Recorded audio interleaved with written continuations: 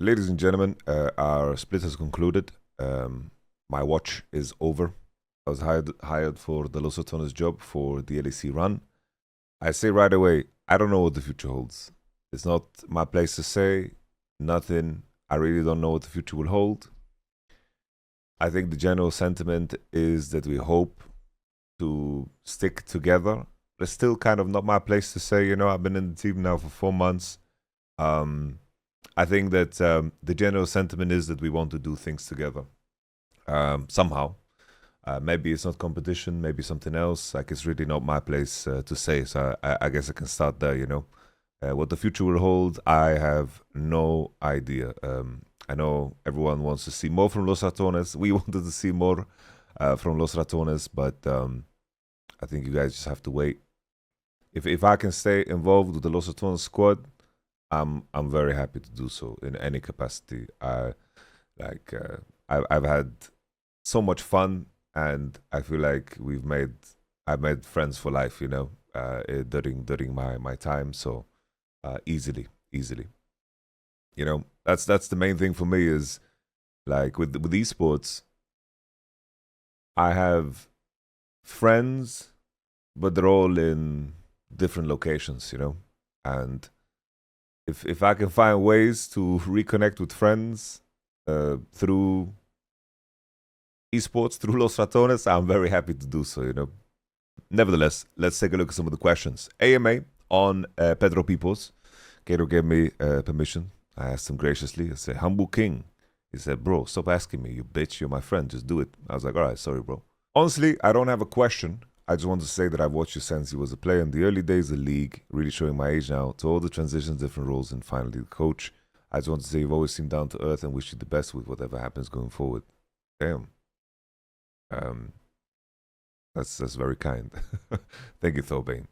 That's wholesome. Love seeing OG fans stick around. He's always been real, to be honest. Respect. His voice is so good and sweet on top of it. I'm just reading Self-Glaze. Nah, bro, now I don't feel good.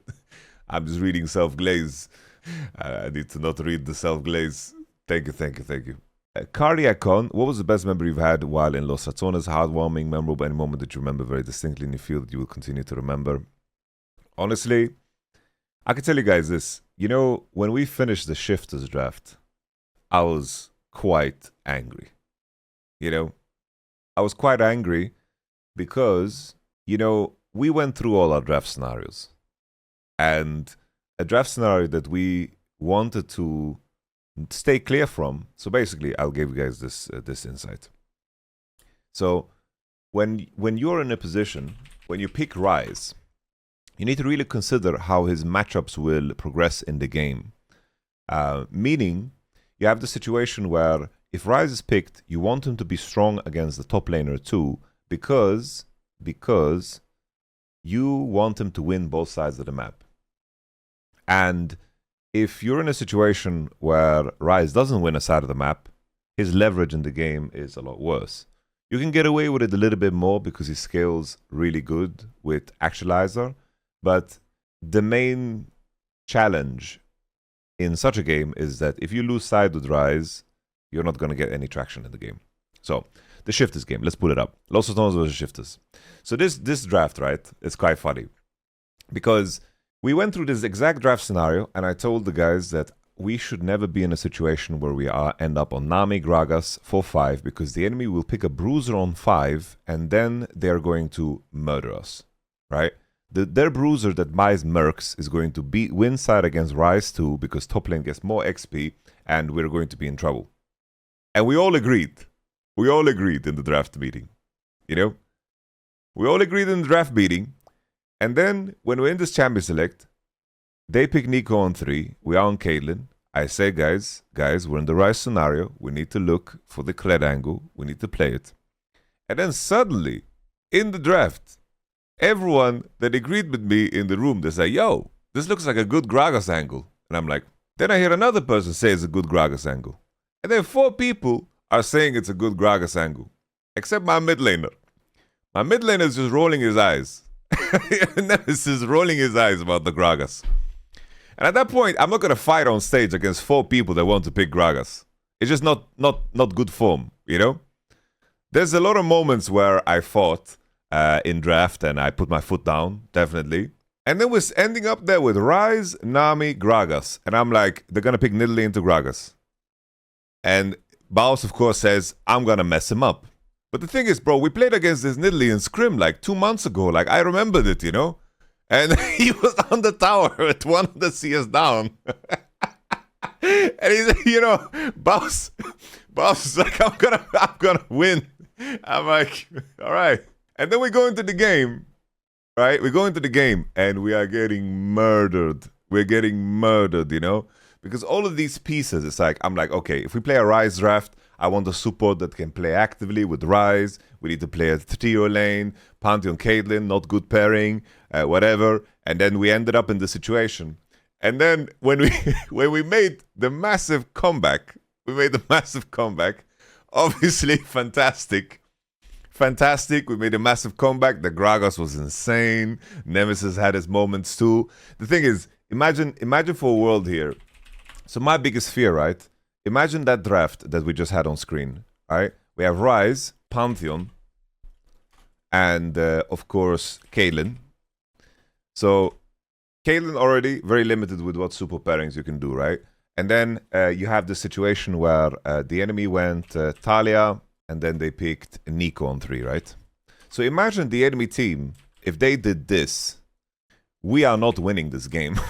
Like, we are not winning this game. Obviously, draft is draft. But they picked Lucian AD, bro. And Nidalee. They just said, yo, guys, what are the worst 2 scaling champs we can pick in the game? And they just did it. Lucian Nidalee, right? Like, what is Lucian Nidalee? What is Lucian Nico combo, bro? So, okay, God bless. And then, you know, I'm thinking, all right, we won this game.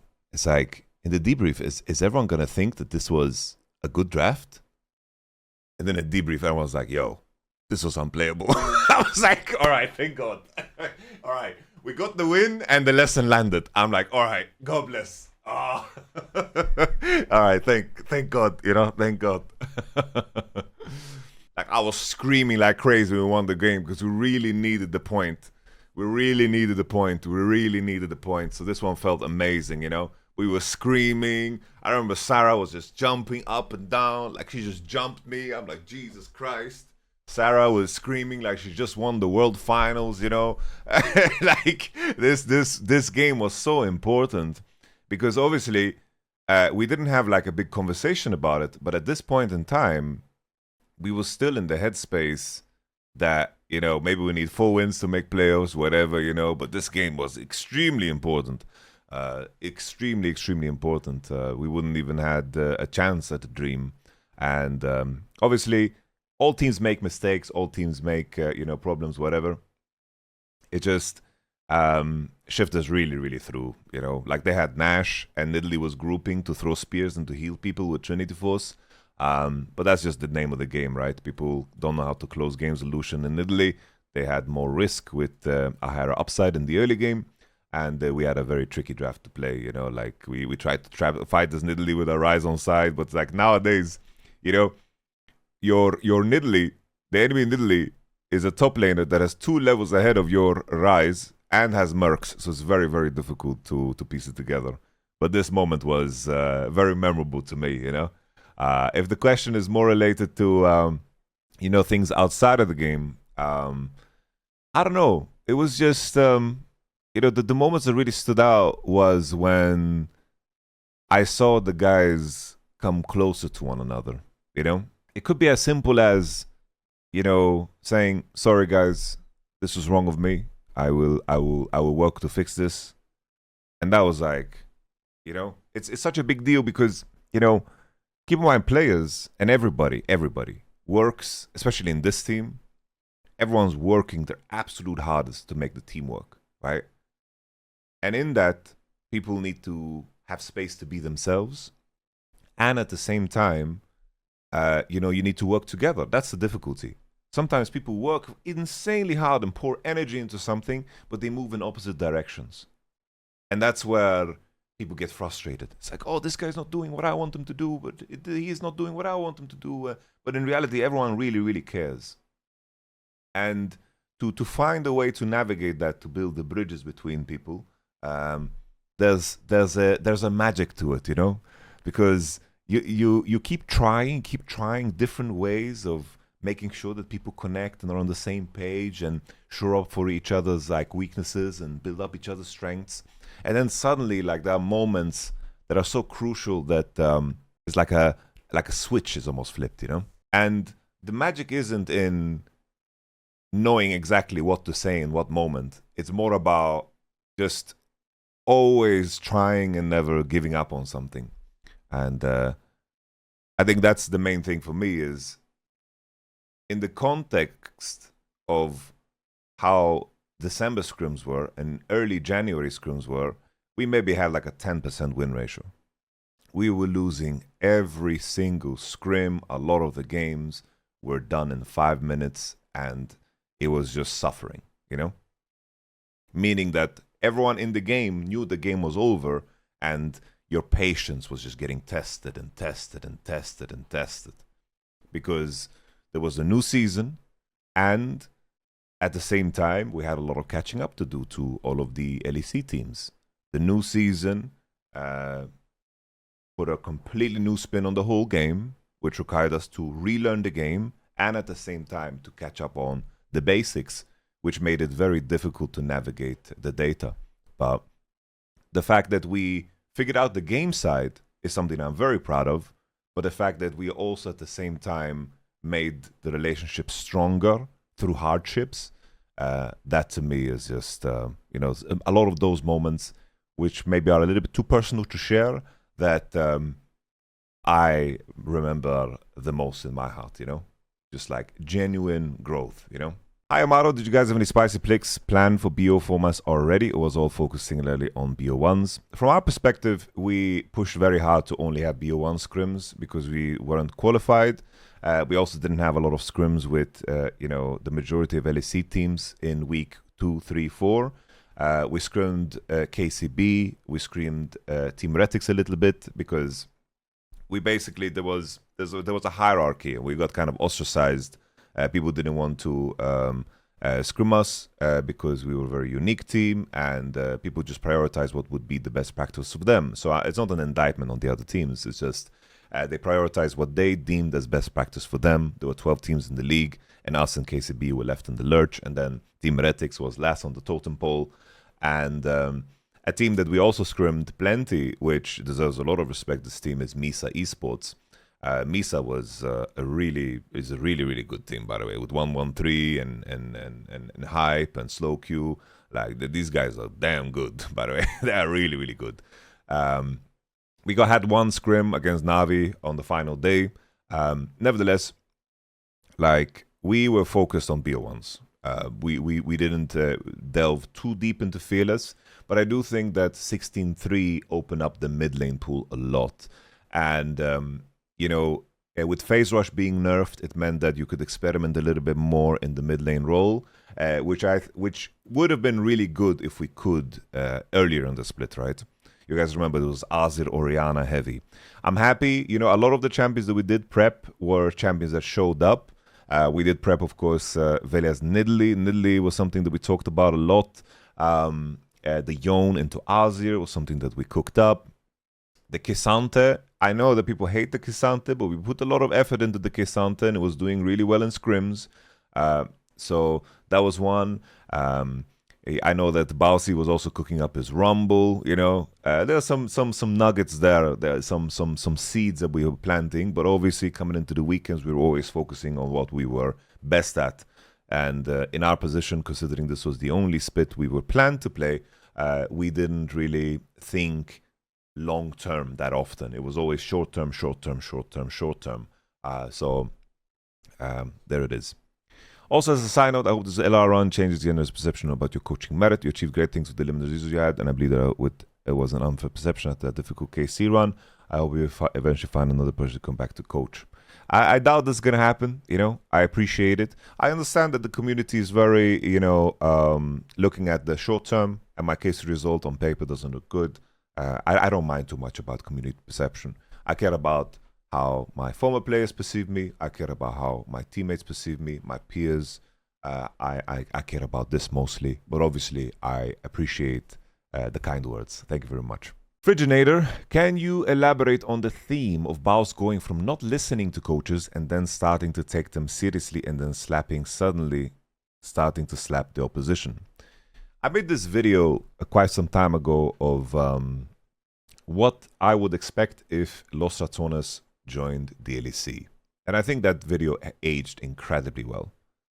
I think that video aged incredibly well. To give the gist of it, I said, like, even when Los Ratones was announced, I said that people underestimate Baus because he is better than every top laner at certain things, but he's just not good at the things that everyone else is good or great at. And that's an advantage to be in because it is way easier to teach and to work on basics and fundamentals because they reappear in the game time and time again than working backwards.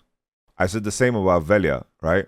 I think Velia fundamentally throughout the year 2025 was playing a game where he got away with a lot because his teammates were just very self-sufficient.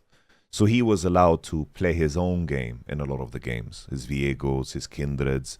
And in that gameplay of him just playing his own game, his talent was in smite fights and in team fight and the confidence to take fights. And he had to once again work on the basics and the fundamentals of the game. So back to the question of Baus. I mentioned the main question for Baus would be, how will he adopt the LEC schedule? The first meeting I had with him, we made it clear. I was like, yo, what's your intention here with the split? He said, I'm going to take the split and work my ass off. I was like, okay, I will push you. I will treat you as any other pro player. I'm not going to treat you as Baus a streamer. I'm going to set a high standard for you. That's what we said on day one. I'm going to set a very high standard for you. There's not going to be Baus is doing his thing, is having fun. No, that's not going to be the case. And he, in that Discord meeting, we shook on it, and I think the big part of Baus' success is his dedication. Like, his level of professionalism in the hours that he put in is insane. Like, I think that he worked harder than most pro players that I've ever worked with in terms of how many hours he put in, how steady he kept his routine, how much effort he put in scrims. He was fully engaged. Fully engaged. And we kept giving him the feedback, me, Caedrel, Shaves. He had like a star-studded coaching staff that kept giving him the feedback.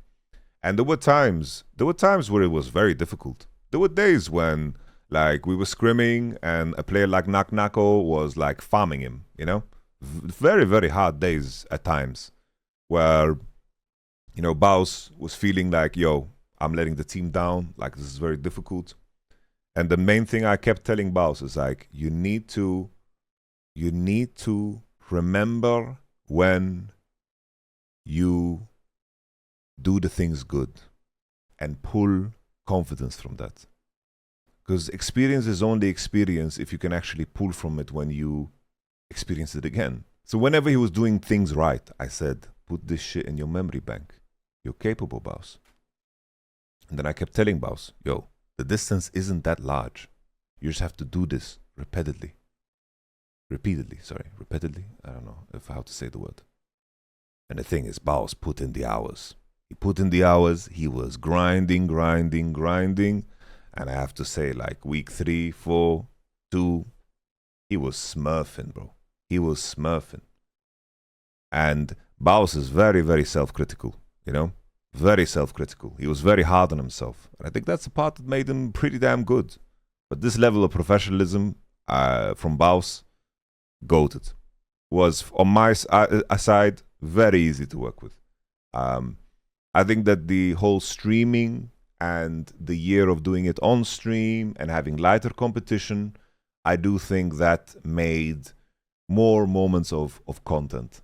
I think that the version of Baus that I got was the one that really wanted to win at every cost. And he had a different challenge. So I got the Baus that was rising to that challenge.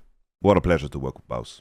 Really. Your camera is shaking. It's because I have my elbows on the table and I move around. Like I stim a lot with my movement. So I apologize. Competitive stand 5479. As blunt as you can be, what were your expectations when you took the job, and what's your biggest regret from a coaching standpoint? I think I'm rather happy, you know? Like I've reflected on how my approach, and I think that I chose the right approach, definitely. I think that in the beginning it was very difficult to make, you know, strong judgment calls on what we needed to play and not play, because we were losing no matter what we were playing in scrims. So a lot of our draft conversations were very theoretical, and we couldn't reach like good conclusions because we didn't have any footage from solo queue, we didn't have footage from pro play.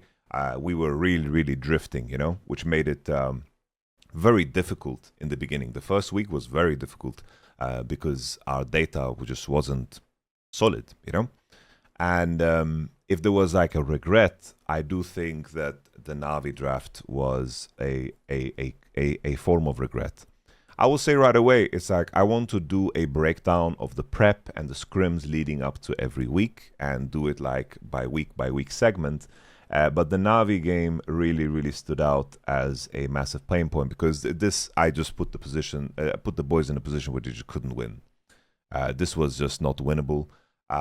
So basically, first and foremost here, they banned the Nivea. I expected this exact scenario, but I put so much pressure on Nemesis to carry on a unique champion. Aurelion Sol is a champion that is quite strong on the patch, but obviously I was so focused on making sure that we are in a scaling position. And then here, we locked in Pantheon because we thought it would be a better matchup into the champions that Rylek would want to play. But it was just such an overcook across the board, because we just ended up in pairings that aren't good. We ended up in champion matchups that aren't good. Like, if they got Rumble for K'Sante, but we got Ryze for it, that would make sense. But they're sitting there playing Ryze. We pick Caitlyn. They get Jhin and Rumble, which is an OP combination. We put K'Sante against Rumble, which is a matchup that we were ready to play and we're willing to play, but we should get something out of it.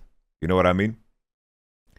And then we went Aurelion Sol direction to pick into Ryze. This is something that we wanted to do. Aurelion Sol was doing really well on the patch with the new season changes. You can base a lot and get a lot of stacks because of the minion frequency and so forth. And then we opened up Bard, which was a massive troll because they get Bard with Jhin into Caitlyn Aurelion Sol, and they pick Xin Zhao. So all that conversation about Rylek's unique champion pool, and he slammed Xin Zhao. We had no chance to win this game in draft, in my opinion. We could have done things that better in the game, of course, but this game was just impossible to play. And this to me was haunting me rent-free. I think that I was in a position where I will break down a lot of the gambles I needed to take. For example, this Casey draft, okay? This Casey draft, if you guys had the voice comms from Champion Select, you would hear that I am like, we go Orianna into Azir, we pick Yunara. They go Aphelios Lulu, we pick Bard. Fine. I say, I call, we're going to ban Ambessa K'Sante because I know they're going to blind pick Nar and they're going to counter pick Vi with Wukong. We're going to send Vi into Nar and counter Wukong with Dr. Mundo. Like, this is the type of shit you can only do once. And I'm sitting there, bro, with 2 7s. Because if they slam Renekton instead of Nar, this game will be very difficult. If they pick Renekton instead of Nar, this was fully on a read that I had on Kana. You know? It's not that he was in this situation before, but a lot of the drafts that we needed to cook up was, I have a gut call and we need to shoot from the hip. Because the thing is, us flexing the Vi and them showing Wukong, like, if you hear the Champion Select comms, all my players are saying, we should pick Xin Zhao here, it's better. And I said, no. No. Atreus. Boy. I didn't sound like God of War, but I said, we have to slam Vi. Trust me. They pick Wukong, and then in the champion select, they are hovering Renekton, bro. Hovering Renekton. They slam Nar, and then we get the Dr. Mundo and go into Wukong. And it was a really good draft, you know. We get the counter pick into Wukong. God bless. It was a close game. Casey was very good in the team fights. But yeah, the Na'Vi game that fills me with regret for sure. My expectations, I guess I didn't cover the expectation part. My expectation was that it would be very difficult and it would come down to how fast Bausi and Velia can get back up to speed, so their strengths are there. That would be like the biggest challenge. That worked out super well in my opinion. They improved insanely fast. And then I knew that my job was not to change people or to be like, do this. No. My approach was, guys, I have this that I can offer to you. This is the neuroscience around breathing. And these are some of the exercises that you can try, maybe do and do this. I was never like, we need to do this. Our schedule was built with the involvement from everybody, which makes it very easy to have the buy-in from everybody, because when we make the schedule, everyone locks in. There wasn't a single day where anyone was late. Not a single day where anybody was late. There wasn't a single day where, you know, like in terms of the schedule and everything was set up. Everything was like crystal sharp. And then my goal was to make sure that we create an environment where everybody has the room to be themselves, to do the things they need to perform and to explore that. And I was always there to back them up, to help them. But a lot of these guys were very self-sufficient. Nemesis, Reckless. It's like Velia needed a close approach, you know. Crowny needed me to be, you know, his discipline sometimes. But Reckless just needed space. And that's perfectly fine. Because everyone's unique. And I wanted to make sure that everyone respects each other's boundaries. And everyone has the room to be themselves within the team. So that was like my approach. And I think it worked well, you know. I think it worked well. The guys are just really talented, very professional. And it helped, like, to work with Caedrel and Shaves. This to me is just the dream team in the coaching division. We had Samalek also to do our data, and I took a very, very, let's say, human-based approach rather than like, you know, some sports coaching. You know, it doesn't really make sense. You know, what's your go-to food with the LR homies? So me and Bausi, we had this meta. When we won a game, we ordered Five Guys. Ooh, I love Five Guys.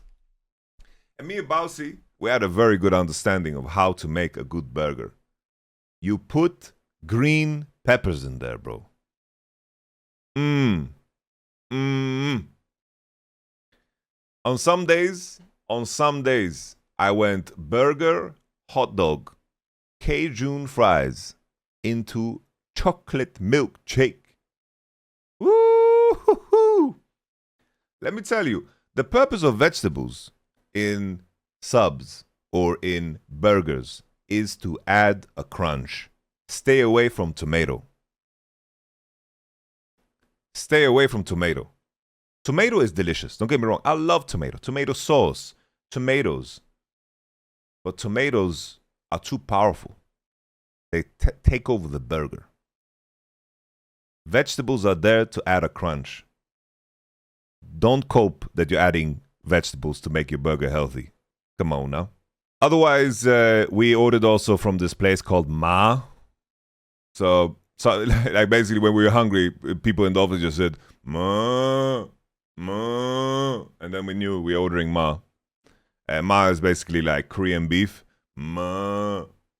But in the end, you know, like, there's something, it's weird because if you eat something often enough, eventually you get to the point where you just straight up, you just start hating it. You don't know, you begin to tell yourself, bro, this restaurant just got worse. They fired their chef and hired some stinky dude or something. Like, We ate at this China City Ma Five Guys. That was the go-to.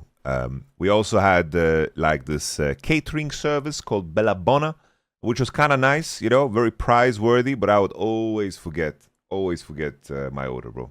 Will you post your Scrim results? I think this is on Caedrel's discretion. I can say more or less, bro. I think last 3 weeks we had 80% win ratio.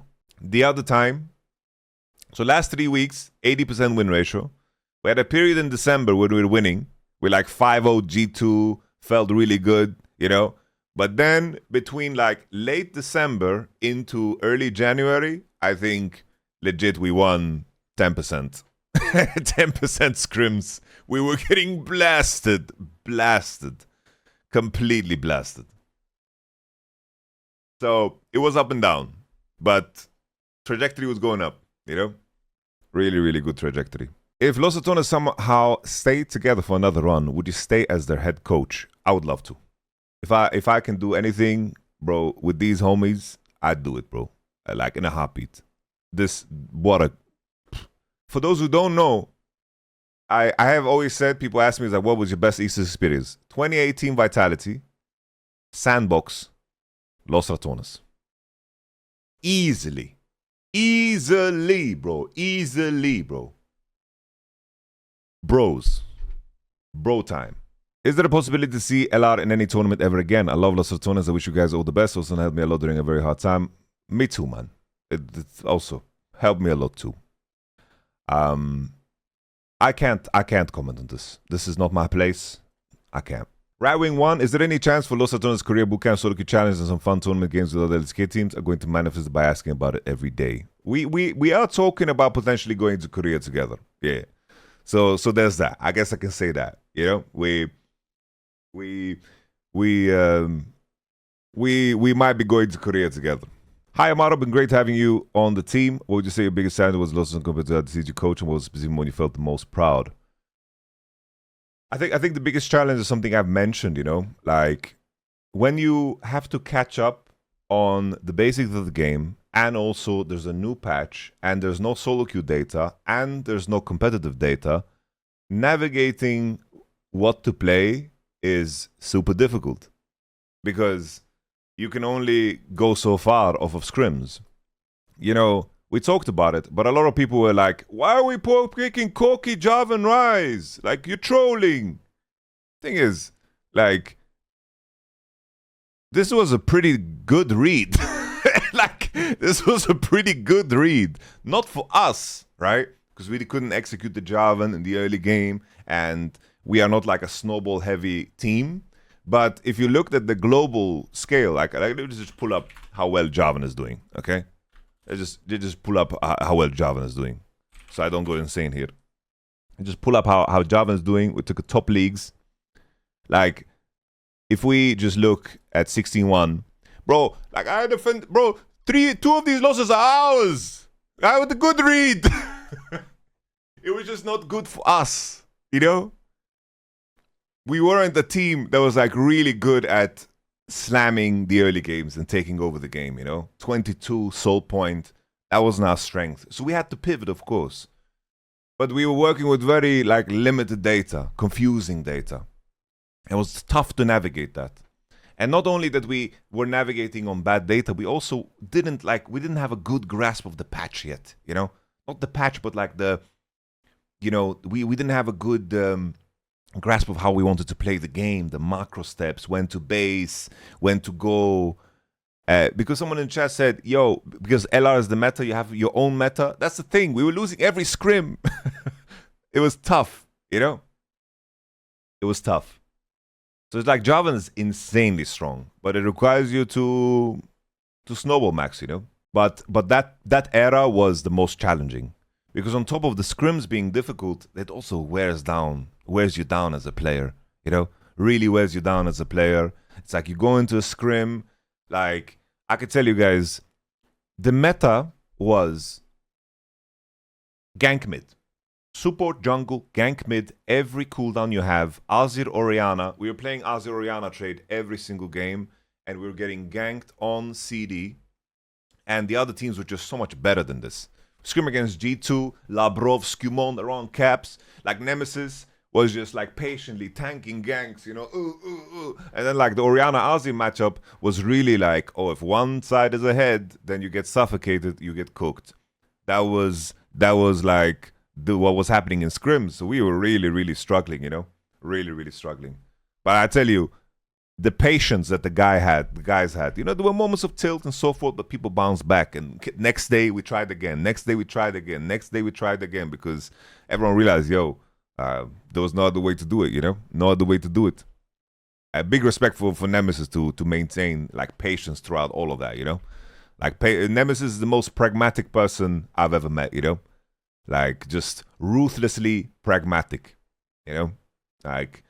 If you gave him the trolley question, he would easily just, boom, you know? And then the specific moment I felt the most proud, I think the G2 win. The G2 win was just good.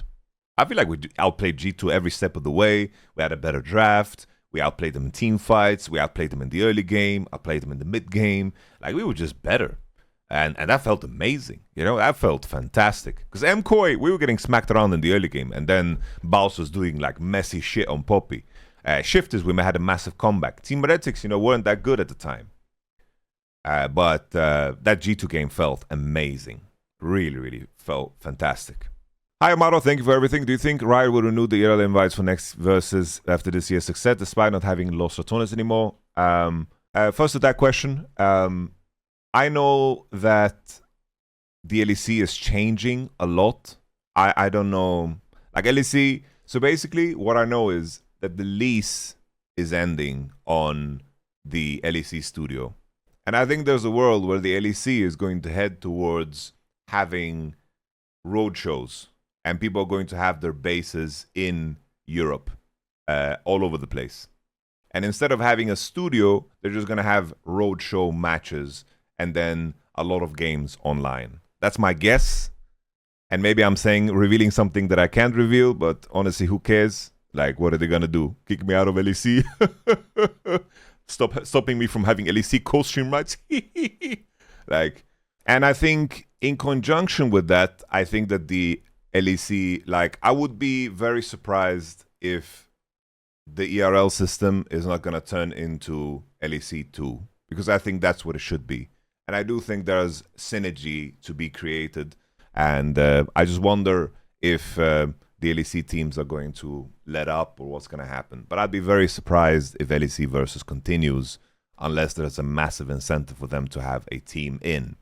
What were some funky drafts you guys had planned practice for playoffs? Thinking about Zillion Kindred, they used in EU Masters last year.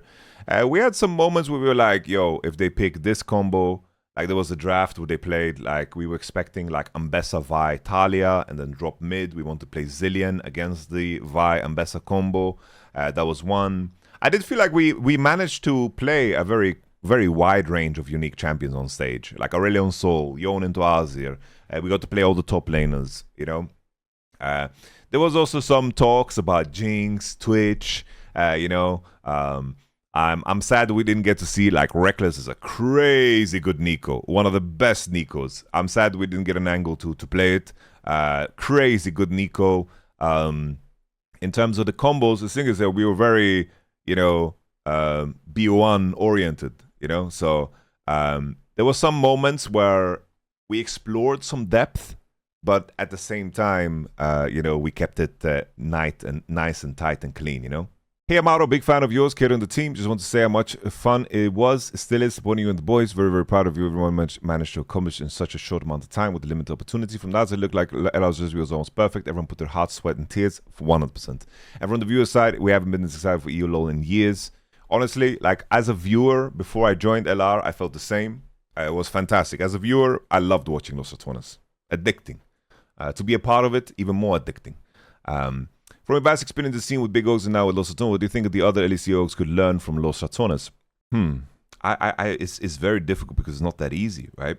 I think Los Ratones, the only thing that you can really compare it to is like old TSM COG era, right? Where basically, for those who don't know, season 1, 2, TSM, COG, they were streaming everything they did.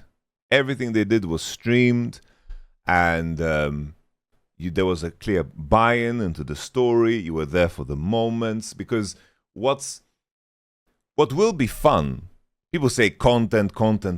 No, bro. Like, what's fun is the random moments that occur. Something as simple as you review Baus's lane and he just stands up and leaves. And then, like, you have Odoamne, like, talking to him for, like, 6 minutes straight. And he's like, oh, did you listen? And he comes back. He's like, yeah. The fact that that moment was captured is everything. You have a very, very clear connection with the players. And also, the player roster and Caedrel are superstars. Absolute superstars. And I think the beautiful thing about Caedrel's community, the Los Ratones community, and any, like, large community is that it feels good to invest time into it.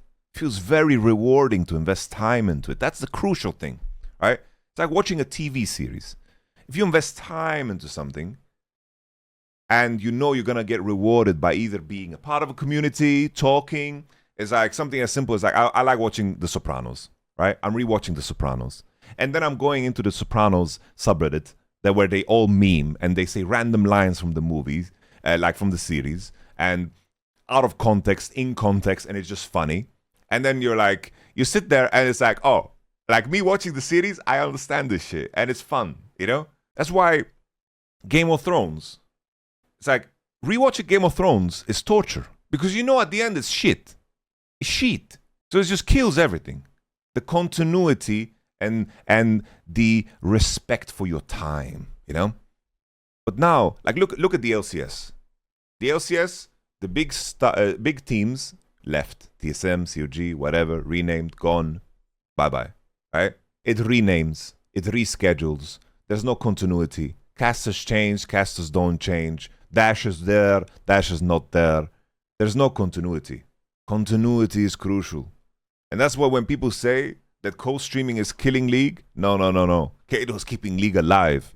Because the people that don't have time to watch every single game and to keep up with game changes, to keep up with new champions, they can tune into Caedrel's stream and say, I know that guy.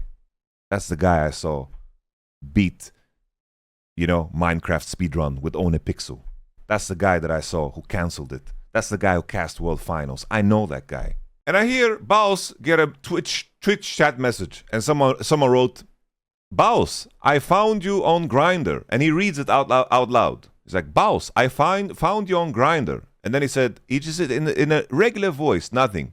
He said, I don't have a Grindr account. And it just killed me.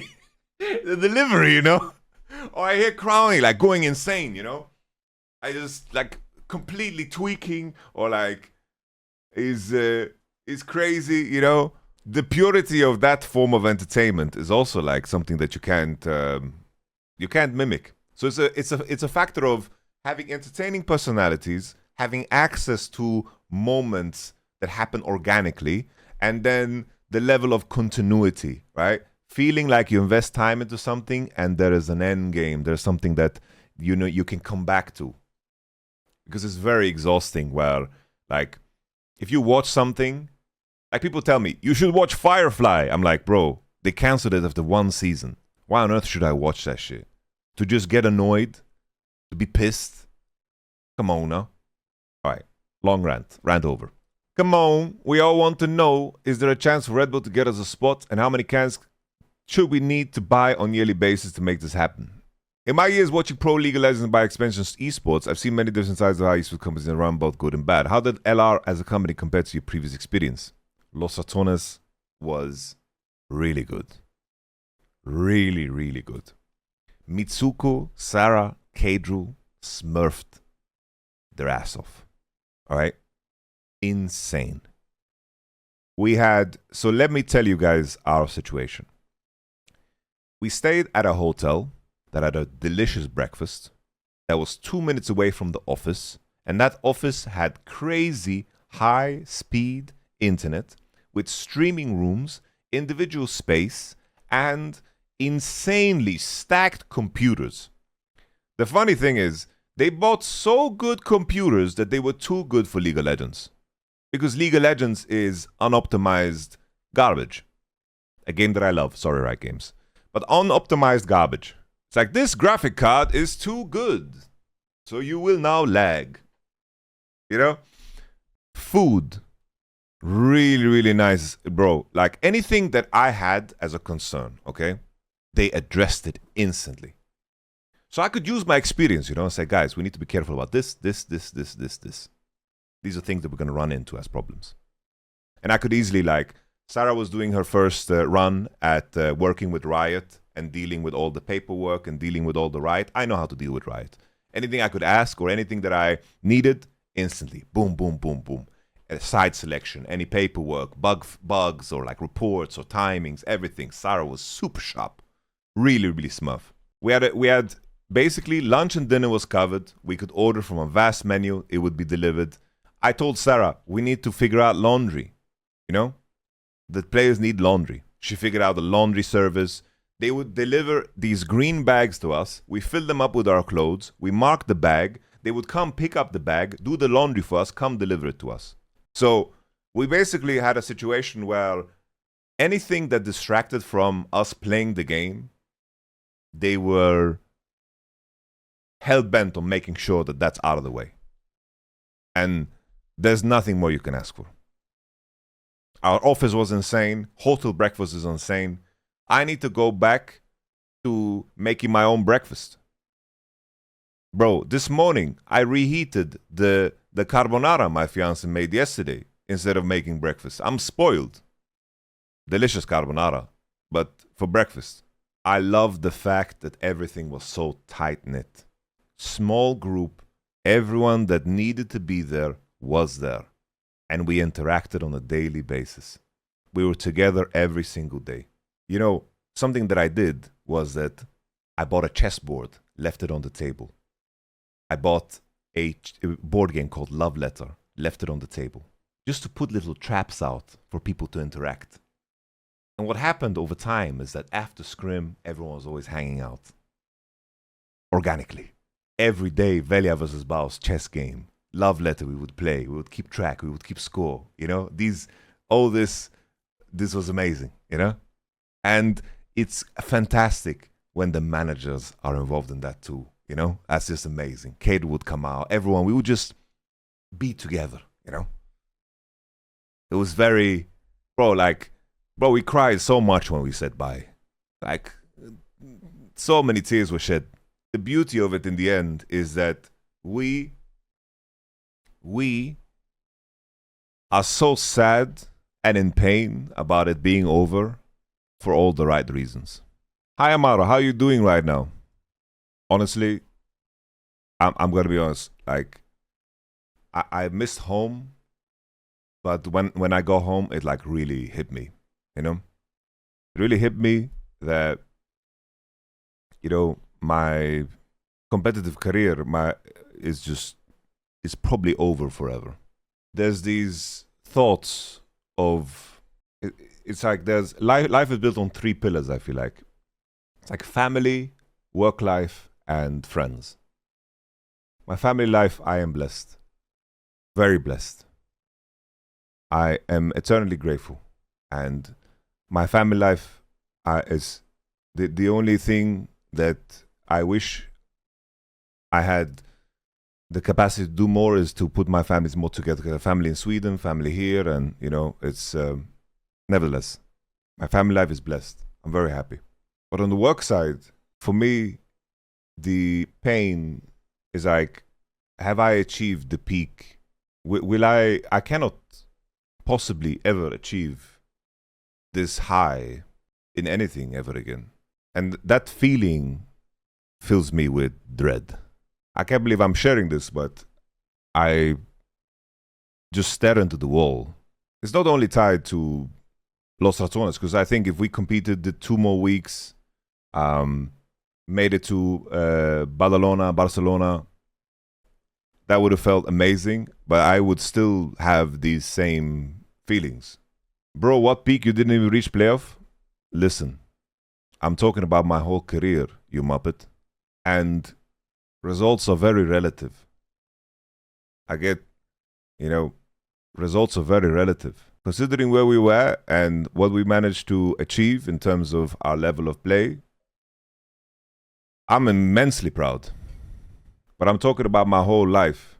I went to Korea, I went to Worlds 4 times, I managed to beat some of the best teams that Europe has ever produced. And, you know, that high, maybe have I peaked? I don't know what will bring me joy. Because I think about going back to streaming, right? And doing the co-streams. And I will do them because I love League and so forth.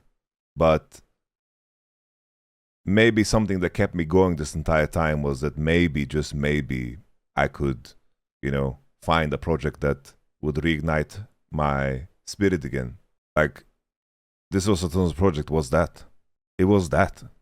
But I'm 30 now, and maybe in my work life I've just achieved the highest high.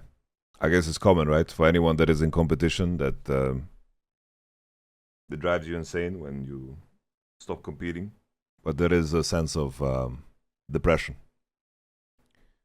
This entire thing that I just shared is also wrapped in the blanket that is all the people I consider my friends are far away. You know, I really, when I said bye, when we lost and I hugged Shaves, like that's when I started crying the most, actually. Me and Shaves, we were in Fnatic together, we were in KC together, and we were now in Los Ratones together. And now we're gonna raid in TBC together.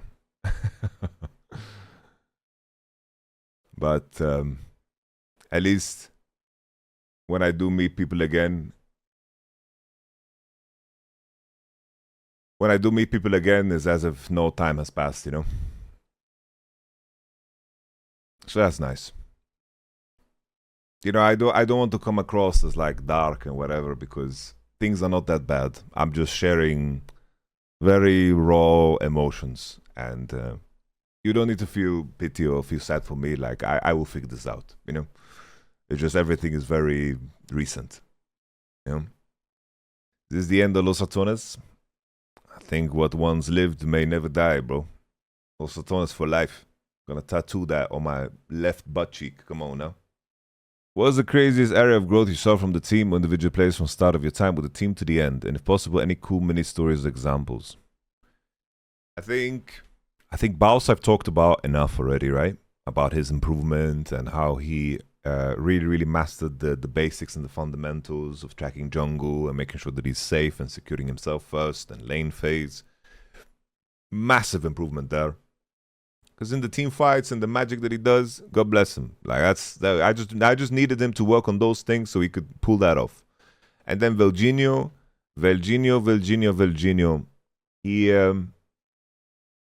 He plays the toughest role, bro. Toughest role. Really the toughest role. It's just so much pressure on you, and you need to be headstrong. You're not allowed to do mistakes. Like, Velia is mini owner in every sense of the word, and he's gone through like his mini version of that improvement and growth. He is such a mini owner. Like he's the Serbian owner, 100%. From the guy that needed to be told everything what he needs to do and says, yo, my teammates know better and so forth, and his mid laner needs to explain to him how to do a jungle clear, and he smite steals everything.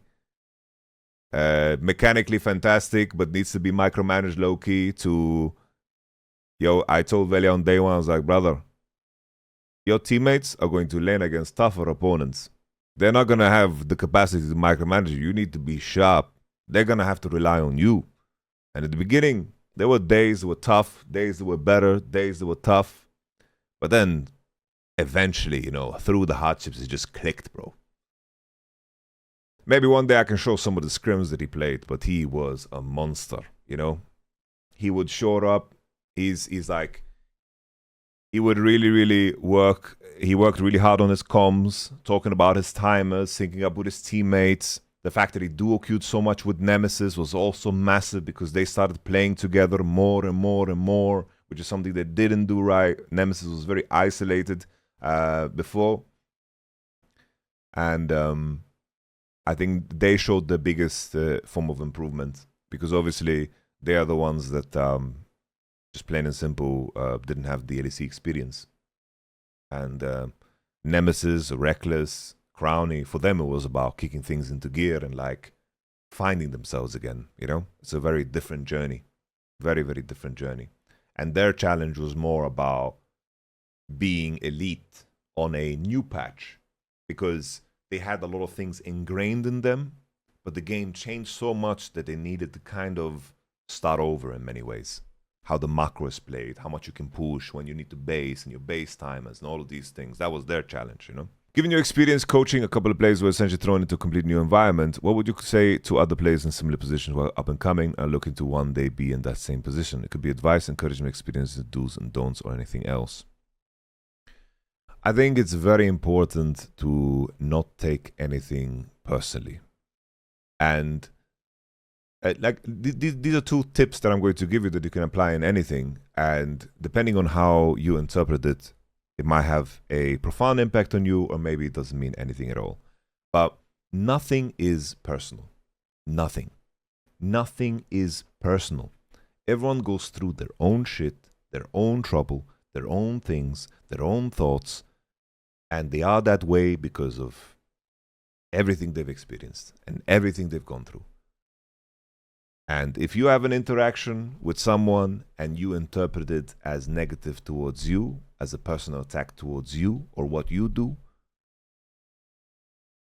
you're going to get lost in the conversation of, well, not conversation, but the fight for ego. And there is ego to be had that is important, where you believe in what you can achieve and you believe in your own sense and having assertiveness. But there's a time to not have ego when it comes to working together with your teammates moving forward. Because if one approach doesn't work, your job is to try a different one. The second tip is anything that you do is your best. Whatever thing that you put in between your performance and what you consider is your best are excuses. And don't get me wrong, there are good excuses. There are bad excuses, but there are good excuses. But excuses nevertheless. And there's so many things that are outside of your control that if you allow things that are outside of your control to impact you, then you will be less successful. There's a certain resilience that you build over time by actively applying yourself regardless of what you're going through. Whether it's something as simple as writing, or as simple as conversation, or as simple as making a coffee, applying yourself and being present really bleeds into everything that you do. And I think these two things has been my mantra and has helped me correct my course when I stray off the path. Because that will happen. You stray off the path, don't punish yourself, find your way again. I guess the third one would be, it's like, treat yourself as a person that you love, you know? Don't be harsh on yourself, you know? I appreciate you down for LR. This project has been absolutely insane, right from start to finish. Through every iteration, took the boys to the absolute peak.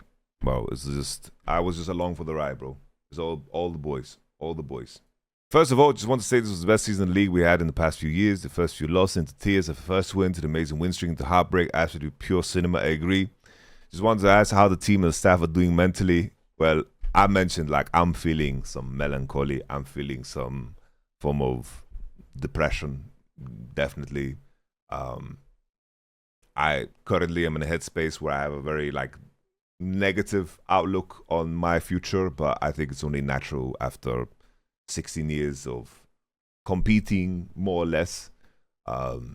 But yeah, I feel like yeah, for everybody else, I think everyone has a mix of feelings, and I don't feel good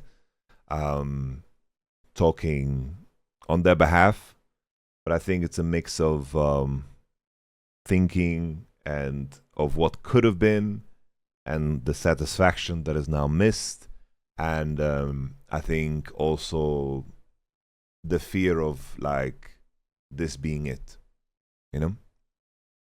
I think those are the things that are the most painful, you know. So after Caedrel stepped back, how much was he up in your shit, not being able to let go of the responsibility? What I mean, I guess how is your dynamic was? Caedrel was very, bro. I was up in Caedrel shit. you know, I came in. I was the head coach. He was the strategic coach. You know, with Shaves. He was very busy and he was very involved. Just like he was doing all of the LCK, all of the LEC, and was just as involved. And I think Caedrel, it was very good. I think Caedrel wanted to be sure that if he's super busy for some reason, that everything is covered, and that was like always no problem, you know?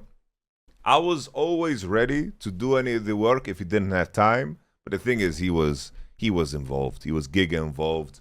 The LEC co-stream days, bro, sitting there for 7 hours watching crap games, like, bro, what a machine. LCK in the morning, and then he had to travel to the LEC studio. Bro, he's a workhorse, absolute workhorse. And in Scrim, I was always like, Caedrel, can you review this with this player? You're very good at this. Can you review this with this guy? Can you please do this one? And we were just always working together.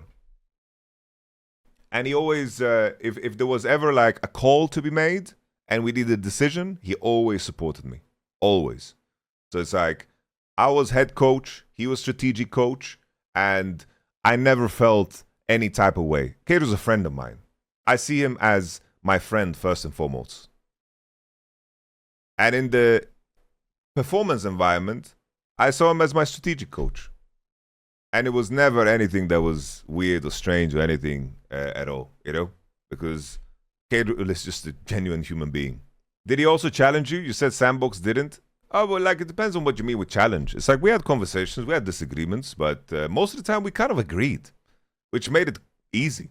Me, Shaves, Caedrel, we were on the same page like 98% of the times. And we just evaluated like options. Because a lot of the time was like, yo, which gamble are we going to take for this weekend on the draft? Are we going to gamble that they're going to be a shit Jace team and play into their Jace? Because there were moments where like, yo, I wish we had 6 bans, but we have 3. You know? Hello, Yamato. I've been following you since the Sandbox adventure. What's your favorite book you've read in the past year? In the past year? Bro, in the past year. Bro, I have not been doing a lot of reading. My meta has gone more towards motivational TikToks. No, I'm kidding. But with the climate of the world, I spend most of my time just like my, let's say my reading time is now focused on politics time, right? Politics and global affairs. Politics is such a dumb word, but it's like just the ongoing situation in the world. And that is, you know, we just have a lot going on, which is already very. It's just a lot to keep up with. Thanks for lifting out the players and working with the players. I was with a different fun coaching experience. Oh, it was really fun and very different. But at the same time, just amazing. Really, really amazing. If they happen to reform for one email split to requalify for LEC Versus, would you coach again, given the whole majority roster stays the same? Depends on the people. I want to work with friends. I want to work with friends that I believe are very competent. Let's add that. Like, I want to work with competent friends. I don't want to have Eddie and Freddie as my managers. It's just competent. I would only do anything if it's competent homies. Have you kept up with the news since starting LEC or no? Less so. But I get my files updates. So Dardo, yeah, I'm making a making. Shout out to Dardo, bringing him over, GMing Los Ratones. Come on now. Firstly, thank you for being part of this journey. Pleasure, 100% mine. I have only one question, really. What are you planning on doing going forward? I don't know. Despair. Co-stream LCK. Yeah, co-stream LCK, pretty much. That's where I'm at. With all your combined years of coaching experience, any pacified, inactive player you think you could have coached to become world-class at their role? They can be Korean too, since you coach in Korea for a bit. I think it's weird because I don't view it like that. I feel like the potential to become something or get to a certain level is inherent.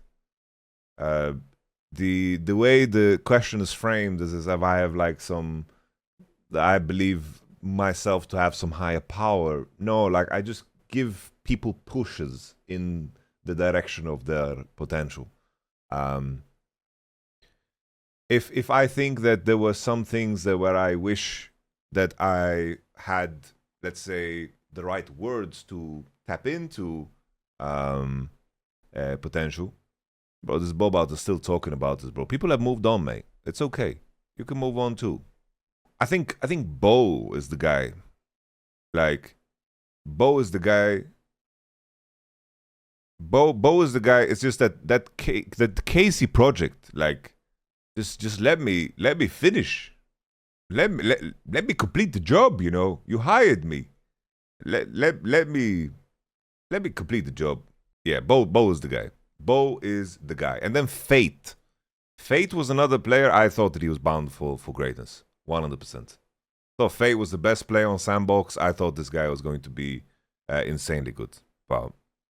Didn't have an impressive career. Are you content with the overall performance of the team? It would have been better. I think it really showed that they could compete. I personally would have been happy with even one win. So yeah, I'm very content. I'm very happy. Very happy. It's like the timing of how fast you improve. Keep in mind, we're 0-4 down. You know how many situations or how many people would just break after 0-4? We got stronger, bro. We got stronger. And I wish we had another win. I really wish. But I honestly think that we are better than some of the playoff teams, and we didn't make it. And that's a good position to be in, bro. Fantastic position to be in. First of all, I would like to thank you for your hard work. My pleasure. And my question to you is, out of all the teams you faced in LEC Versus, which game do you think was the most pivotal for your team's disqualification from the playoffs, and why? The KCB game. The goddamn KCB game. I don't know. Like I feel like if KCB and Fnatic, it's just like KCB and Fnatic. You know, Velia said it best. He said those losses were pivotal to our success. So we can't go back and change time, because maybe if we won KCB, we would have lost every other game. And I think that's fair. We don't disturb the cosmic forces. This ain't Interstellar. Murphy! No! Murphy! You know, it's we don't disturb those forces. But I do think that like if we had a rematch against Fnatic, I would think we are favorite to win. B1 is such an illegal format, but there's a benefit in that too. You know, we beat MKOI, we beat G2. Maybe in BO3 it looks different. So I don't want to be the one to fault the format, because I do think that the chaos of the format was beneficial to us. I said it before the split too. It's just that no tiebreakers is crazy. What are we doing? Imagine you had Fnatic versus Los Ratones tiebreaker to qualify playoffs. Mi bomba clot! Nemesis, YamatoCannon, Reckless versus their former team, the Black and Orange that has faded to a very sad gray. Doom, doom, doom. Kick him out of playoffs. Pa, pa, pa. I hug Razdork. I say, sorry, my brother. You have more splits to play. We don't.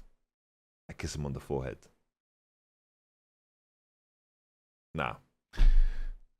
It is what it is. Is there a chance that Baus, Nemi, Crown, and Reckless and Velia still play together some tournaments or events, or is it fully over? Well, I think the League of Legends world, please do something. Yeah? Do something. In it. The League world, do something. Come on now. All right. Score 99. First of all, I want to thank you for joining LR and helping Caedrel and the boys and girls with this massive task. Absolute my pleasure. I am blessed. I am blessed. I will do it a million times. It's been an emotional journey from start to finish, even though it ended earlier than we hoped. You did so well. I'm so proud of everyone. I'm so insanely proud too. It looked like even though the games in the first week felt winnable, the team was struggling in the early stage, and coming into the second week felt like something clicked. My question, was it something you figured out about the meta gameplay-wise that made the difference? Was this multiple things coming together? I think multiple things coming together, really. I think that we played a lot better around mid lane. We had a better read of what the meta was. We kind of tapped into what the frequency of LEC was because there was a certain speed in LEC that we needed to kind of, look into. Clean the camera. I don't have anything to clean it with. Dr. Mundo, baby. I think a lot of things fell into place at the same time, you know? Was the moment where you felt like, okay, this is it? Honestly, we had 1 week where I think we lost one scrim game and, you know, rock and roll. Felt fantastic. Like, scrims were falling into place. We're reviewing the right things. Everyone's energy was amazing. Routines were on point. Like, coming into the MCOI G2 week, and the last week, we were on a roll, man. Bro, we were really, really, like, we were in, you know? The last 2 weeks that we had, scrims were great. Everything was great, man. Really, really good. Having interacted with or coached most of these players over the years, what has been the most surprising aspect of their professional growth? I think I am proud that I had a goal, and that was to do everything I can to make sure that we end the LEC journey together and in one piece. And as we are watching all these teams lose the matches that we required them to win while we're waiting for our qualification for playoffs, we were in that together, you know. Everyone was in a really good place, and I felt like the relationships between the players were getting stronger, you know? We're getting stronger. There was a worry of mine at certain periods where I thought that the dynamic of them being together for 1.5 years would be like a thing that would cause harm in certain degrees, you know? Because you know how it is when you are in high-stress environments and you are together, then you are in a situation where, obviously, maybe certain behaviors piss you off and you think that they can't change, so you kind of like, you accept them for who they are, but it annoys you, and then it comes up, and then it's like, you feel frustrated, but then you're frustrated about something that's been ongoing for a year, and you don't know how to articulate it, and it's kind of like, you don't know how to address it, and it's kind of like the tension lingers in the air, but that was cleared up. The group was growing stronger, you know? The group was growing stronger. And I think that was mostly in part with, of course, everyone's own growth. And I think that rising up to the challenge, each one of these players really tried their absolute hardest, bro. There was never a point. Like, bro, we were in the office, people were playing solo queue, people were working their ass off. There was never a conflict around, yo, you need to play more, you need to try harder. There was never a conflict. And in any other team, that has been a problem with a player or two players, you know? And I think that them applying themselves to the challenge really, really made them grow, you know? Did Baus use a secret account to grind? He had this account, but everyone found it, right? Look at that, by the way. Woo-hoo-hoo! He's back on his bullshit, though. He's back on his bullshit. Bro, op.gg, bro. Why put more ads on the screen? Why not, bro? A video is playing here, bro. Jesus. Anyhow, we continue. What's next? I wish I knew. I wish I knew. Just wanted to wish you best for the future, mate. It's been wild. Thank you. Good day, coach. How was the experience? As opposed to other coaching roles in the past, were you more hands-on due to the variety of experience? Was more guidance role helping everything be more cohesive? I have touched on this a little bit more intensely with I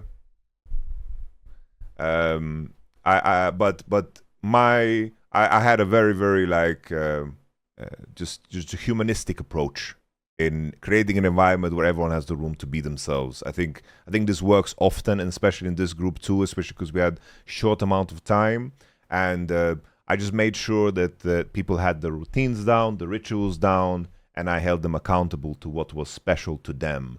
And honestly, on that front, I didn't need to do super much because everyone was super professional about things.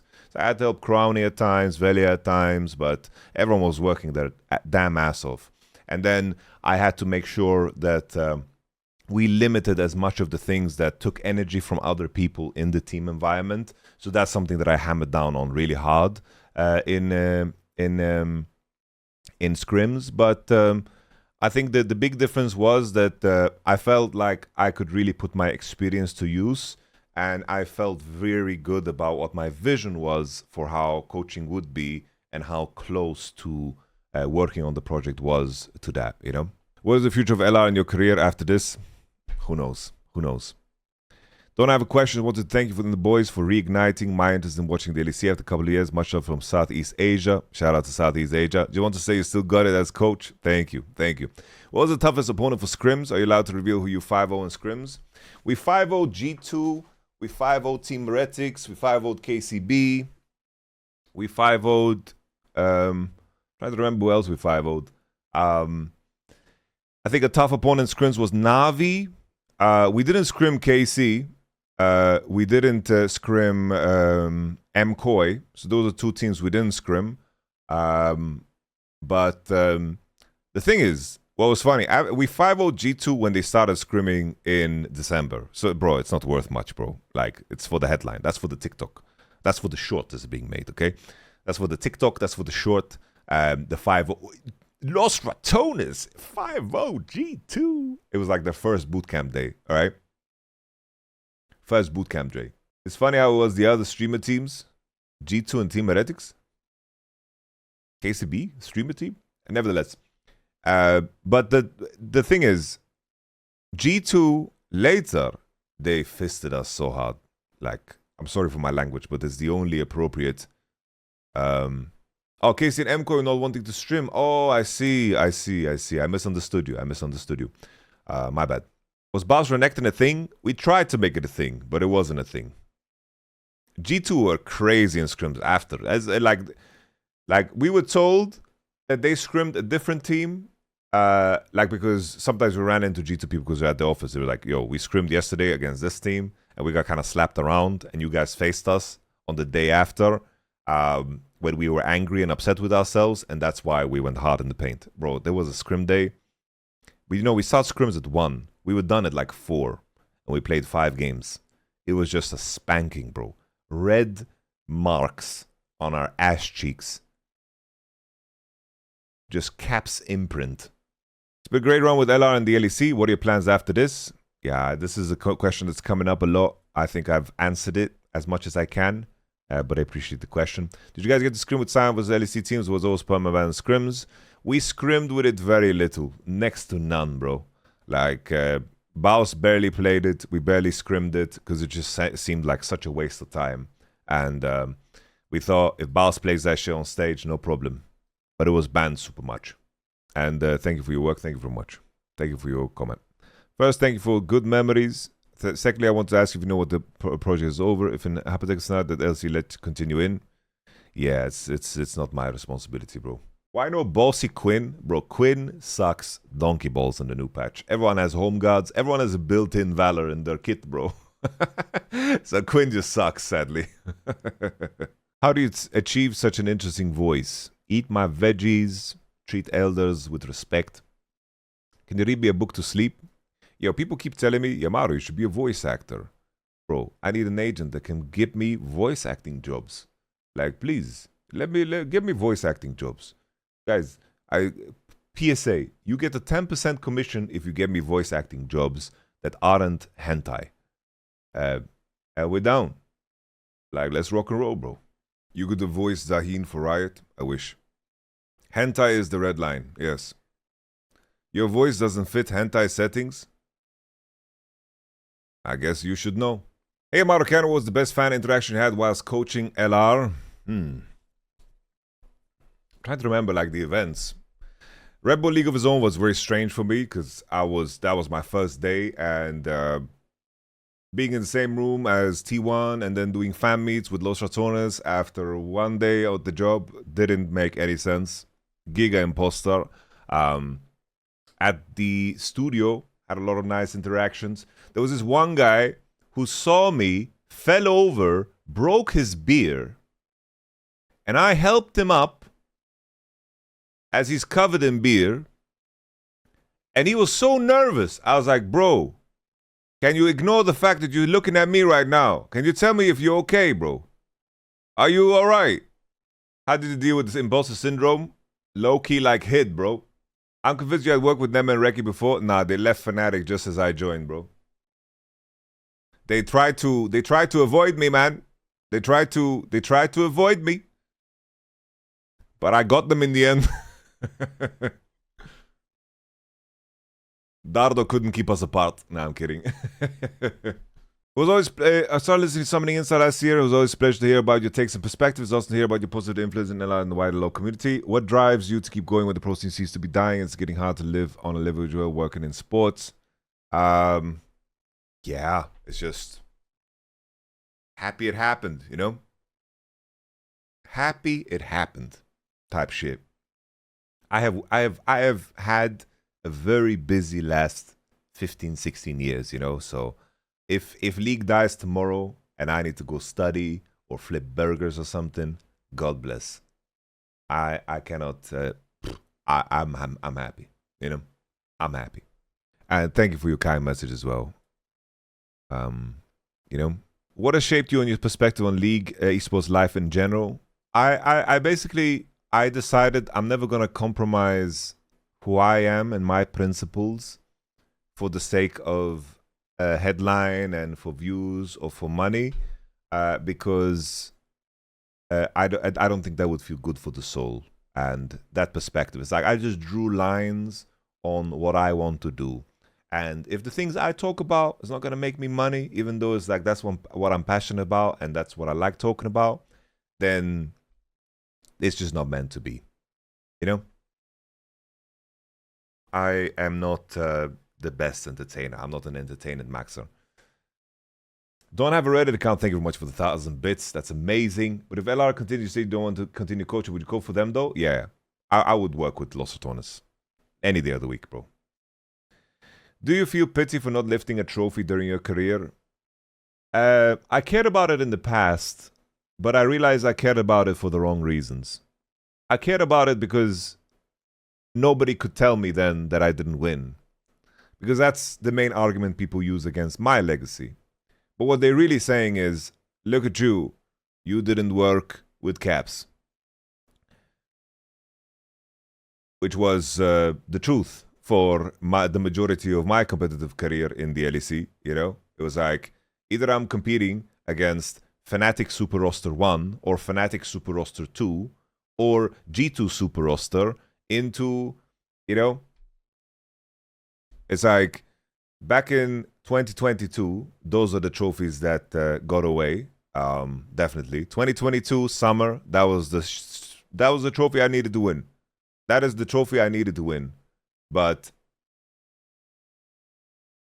it's like 2021, like I'm very, very proud of 2021 because we kicked G2 out of Worlds. At the beginning of that year, everybody told me, yo, EU is cooked, G2 ruined LEC, they have this team with Wunder, Jankos, Caps, Reckless, Mickey. I had role-swapped Whippo, Adam top lane, rookie split. And we cooked them. I'm very proud of that. We didn't win a trophy, but what we managed to achieve with the circumstances we win, amazing. That to me is a massive win, you know? Massive win. We cooked. It's the same, like people told me, it's like, yo, Sandbox, you didn't do much on Sandbox. Bro, we went from 10th place to 7th place. I'm insanely proud of that because I knew the circumstance I was in, you know? Some teams, a win is not to win at all. You get me? 2018 Vitality, everyone rated us as the 10th place team coming into the league. The 10th place team. We made 4th place, 3rd place, went to Worlds, beat China, beat world champions. Come on now. We didn't win a split, but we won, bro. Still a win, bro. That's saying like Atletico Madrid is a failure because they like, Atletico Madrid is in a different circumstance than Real Madrid and Barcelona. You get me? All right. Stop the self-glaze. Let's continue. Did you manage to stop vaping, claim your aura back? Yes, sir. Stop vaping. Bro. That hit hard, bro. When Baus says, yo. When Baus said, yo, Yamato would have so much aura if he didn't vape. And Velia told me that he said that to him. Bro, that hit hard. That hit my heart, bro. What's the one thing that you learned from LR days that was different from your previous coaching experiences? I don't know. It's like, I've been through so much at this point, you know? Like, it's more like it's more of a process of honing the same instincts rather than learning something new, you know? I feel like my instincts are just sharper. Let's say hypothetically, Ella gets offered a spot in LEC by some sponsor. Do you guys continue or not? Not my place to say. I'm just the head coach. I'm not the face of this. This is Caedrel's golden goose, you know? I noticed lots of people blaming your drafts for losses, even give you a name Yamato effect or Yamato drafts. Is this real? I didn't know this was a thing. The Yamato effect. What? Is this a thing? How did you deal with that? I don't know. Did you prefer to take the blame for the sake of the boy not being on the fight? I don't mind taking a blame. You know? They say blame me all you want. I don't care. Enjoy. Why did you remove me on Snapchat back in 2015, 16? You traitor. Bro, I don't have fucking Snapchat. But the worst diet whilst they were there, I heard a few members said that their diets were cooked. My diet was trash. So, I cannot speak. Okay? My diet was ass. Bro, let me tell you guys something. We had like, one night, we come home after the match. You know what happened? After every match, we have like teams, separate teams that do different orders. Like teams of 3. People order foods. Okay? Because people want to eat different things. Of course. I ordered 5 Guys with Baus. We won. And then whilst I'm waiting for the 5 Guys to arrive, I join a different food order. I ordered kebab as well. I ordered 2 burgers, hot dog, and a kebab. Ate it all. Disaster. But I think nobody beats Velia. Velia is a freak. You know, first meeting I had with Caedrel, he told me, he's like, let me tell you some things about the players. You know, Velia, blah, blah, blah, blah. And then he said, yo, Velia, sometimes he gets these ideas to change his whole routine, and then he will just grief for a couple of days. I'm like, what do you mean? He's like, suddenly he will stop eating pizza and go on a diet, and he's going to run it down. I'm like, what the fuck is Caedrel saying? And then, you know, in the split, Velia had a routine on match day to order a Domino's pizza with salami. All right? The funny thing is, in Germany, salami is pepperoni. But Velia is so careful about his foods that, you know, like Velia, if the menu says salami, he doesn't want it. I'm like, bro, pepperoni and salami is the same thing. They call it salami here in Germany. He says, no, I don't want it. Like, okay. Anyhow, Domino's order. Every match day, Domino's order. Like, he started doing that when we were winning. First win, Domino's pizza, and his routine was this. Eat Domino's pizza after draft meeting, eat the whole pie, go to the studio, take a huge shit. He would just disappear for 25 minutes. Go on stage, Smurf. I'm like, okay. That was his routine. Beat MCoy like this. Beat G2 like this. Navi, no pizza. No shit. No gaming. SK Gaming. Pizza time. Vitality. Pizza time. Inexplainable. But Caedrel won me.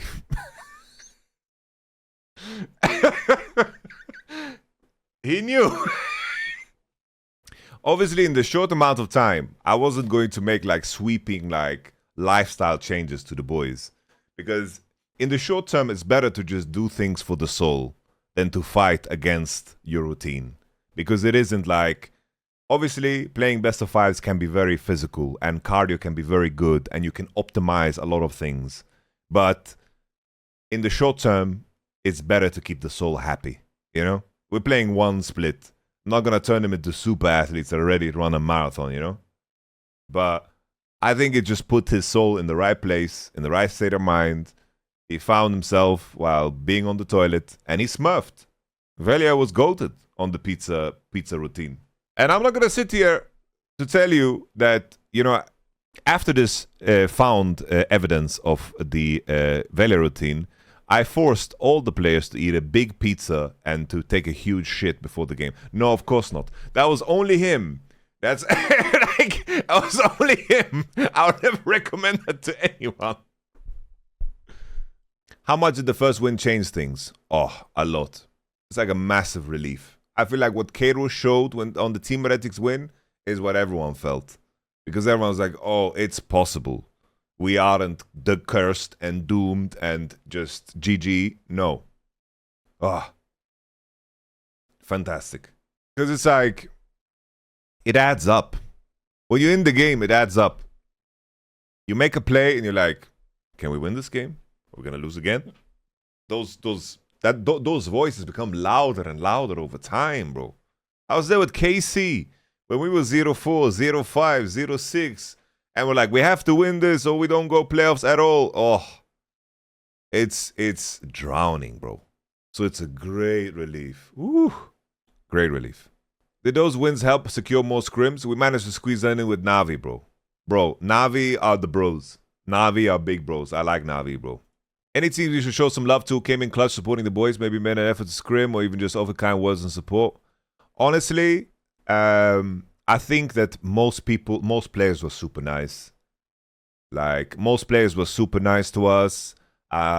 We played football, for example. Me, Baus, and Velia, and Metin, we went to play football with other LEC players.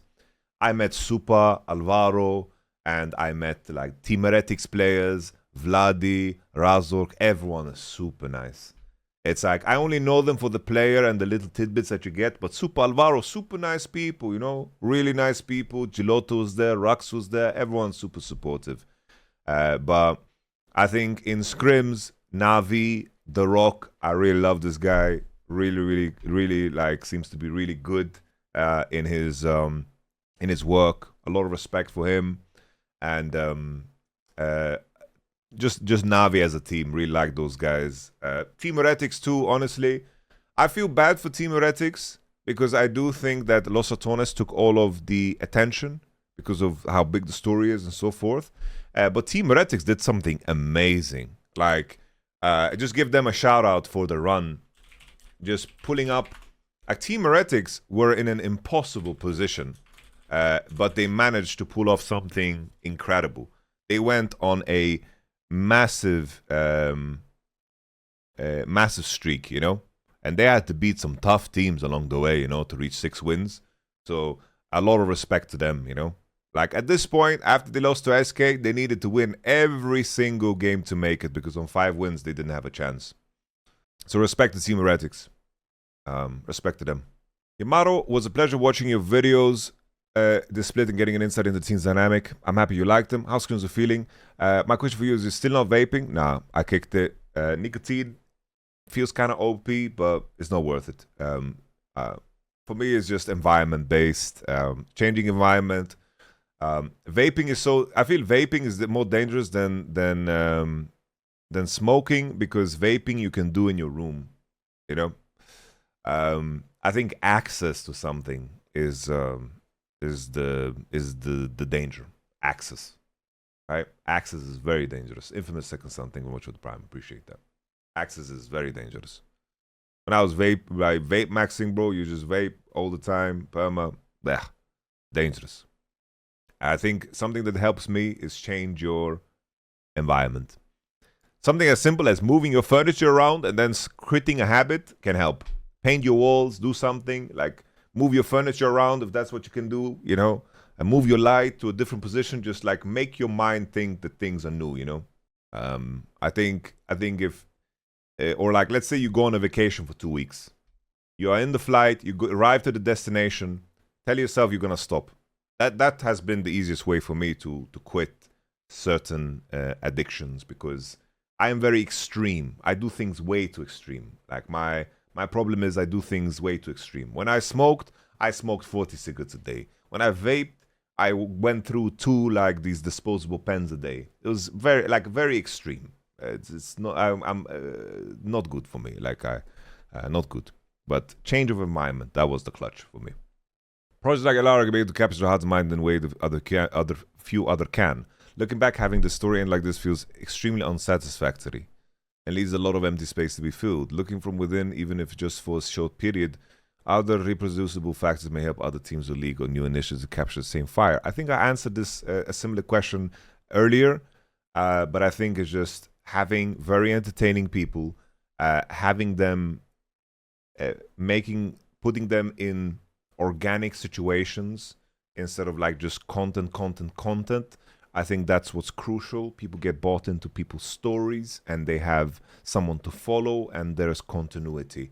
And I think that's something that is difficult for the LEC or teams in general to capture.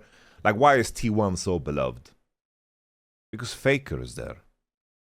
You know the Faker is there.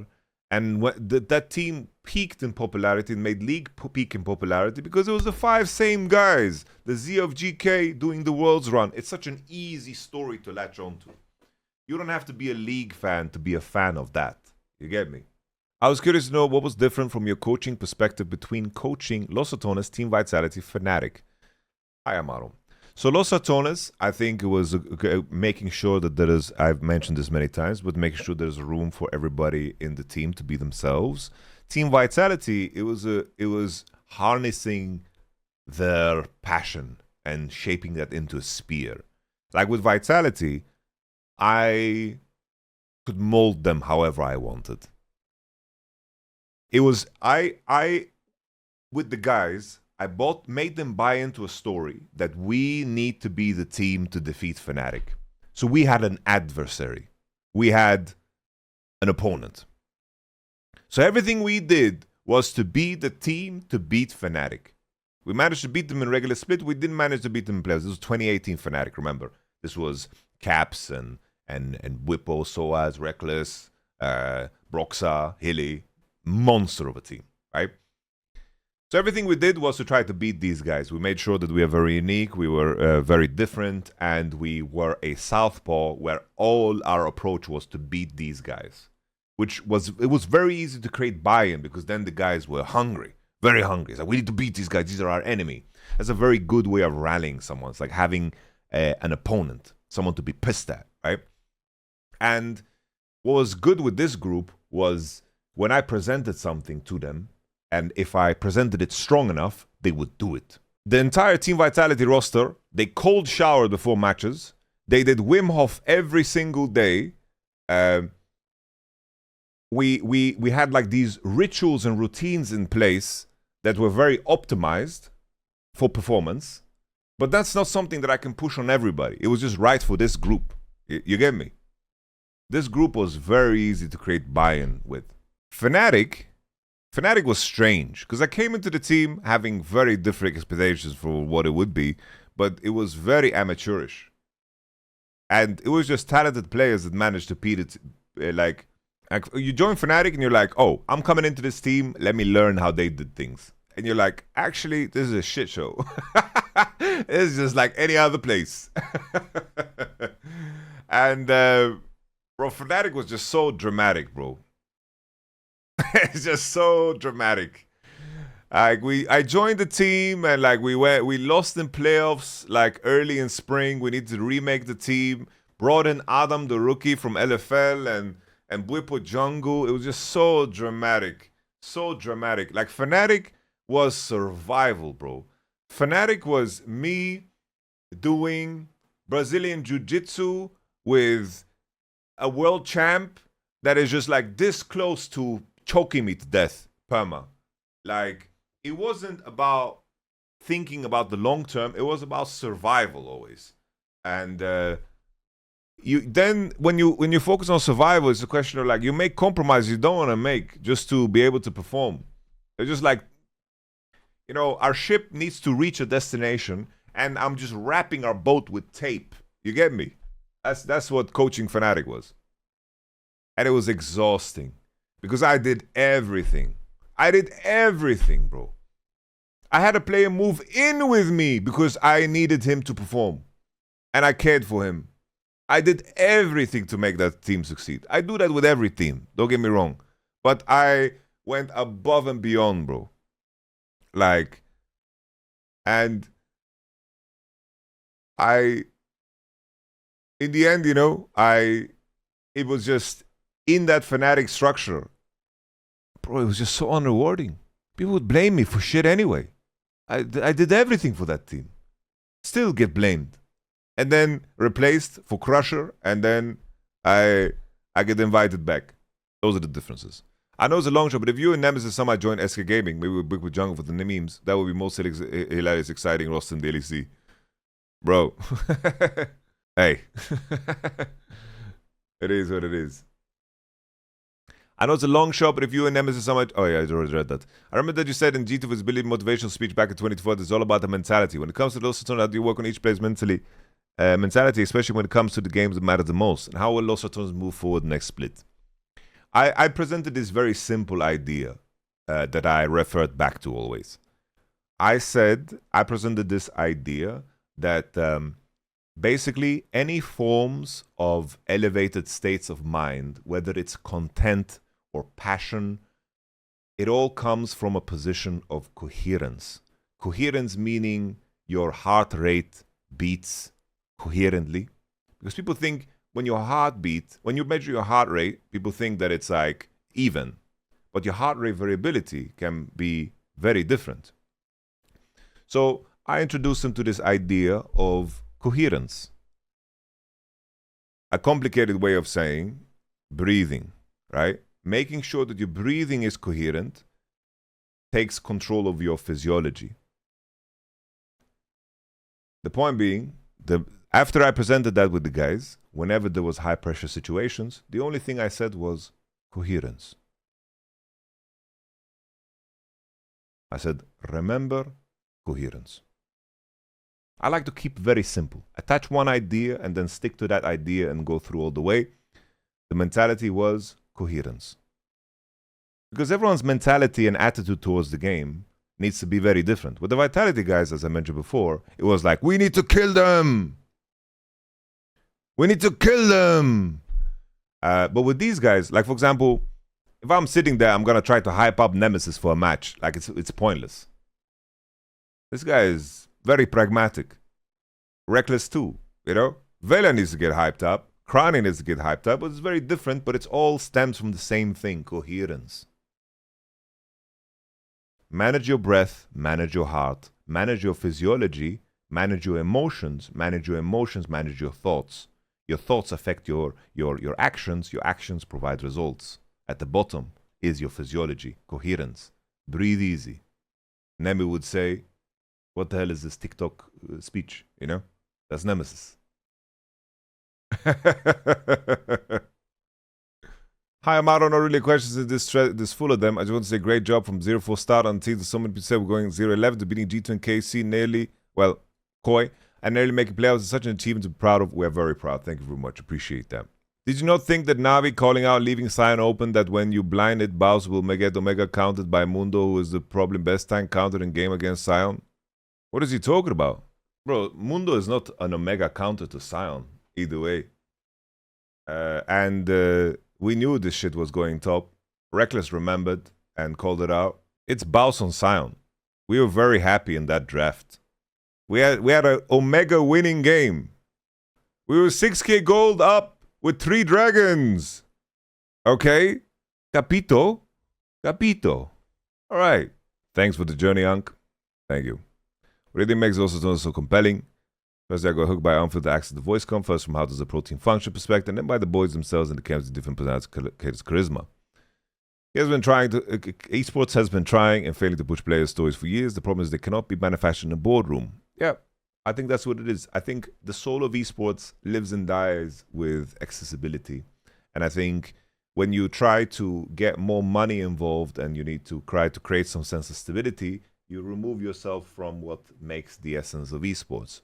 I think esports is the best when it's seen, when it's relatable and accessible. Esports at one point was, in Sweden, we had DreamHack, which was the biggest LAN party ever. People just brought their PCs, played, and then there were tournaments. Lovely. And I think that's what people enjoy. Relatability, continuity. And I think Los Ratones managed to capture that, you know? I'm sorry that I was boring, you know, with not streaming the scrims. I was hired to do a job and to win. And that's it, you know? But I think we took the right approach for the LEC. Is there a model to follow here? I keep in mind. People need to keep in mind. Los Ratones have some of the fucking coolest personalities in the whole fucking scene. Alright? Mentioned it before. But these are some of the most entertaining, fun people ever, man. And that's super important. That's an insane starting point. You know? I know it hasn't been a very long time for you to coach his team, but maybe you could share something special you've achieved as a coach with the guys, something you're particularly proud of. I know it's hard to beat all those achievements of fixing various mouse issues live on stream, but if you have something, please share. Yeah, I was just happy with our approach. You know, I was happy with how we set the schedule. Everyone could maintain it good. I was happy with our routine. I was happy with the amount of hours we spent together, because a lot of things need to happen organically, and I think we spent so much time together, and I'm happy that we fostered an environment that really invited that, and all the players latched onto it, you know? We were in the same room minimum 12, 13, 14 hours a day, which is amazing, fantastic. A lot of teams, they do scrims, and then everyone pisses off to their own apartments. And in that moment, can you blame, like, you can't blame them, but you can't be like, yo, I need you to stay in the office and just have fun with your teammates. Oh. You know, like, that needs to happen organically. And the main thing that you need to pay attention to is to always nurture the relationships, that the process never gets too tiring and too exhausting, you know? Never let any, like, resentment fester for frustrations, and, you know, always make sure that everyone can see the other side of a conversation, you know? If it's all over, how do you think you would have fared in BO5 playoffs, better or worse than BO1s? Honestly, I think 16.3 was really good for us patch-wise. I feel like we really could have done something in BO3s. I was excited for Fearless, and I was really excited for the adaptations we could do in between. I was excited to put myself to the task, because obviously, like, prepping BO1 sucks. It's like my job is over after draft, you know, like, I'm just sitting there. So I think that we would have fared better, because that's when, you know, Los Ratones DNA really kicks in. We would have to figure out some stuff about draft, but I do feel like 16.3 really opened up things for us in terms of what we could play, especially in mid lane, you know. Hello, Yamato. Where are any strides or practice scrims you were going to pull out in deeper Fearless cities? If so, what are they? I answered this before. What? No. Neme and Baus champion pool is small. Nemesis champion pool is small. Alright. Interesting, chatter. I will tell you, it is not. Hi, Amaro. Thanks for the awesome job you did with the split with Deutsch. Thanks for the kind comment. What would you say surprised you the most during the split? Either something specific, a pick, a player, or something broader with the team? I was just very impressed with Baus's work ethic, honestly. His work ethic was insane.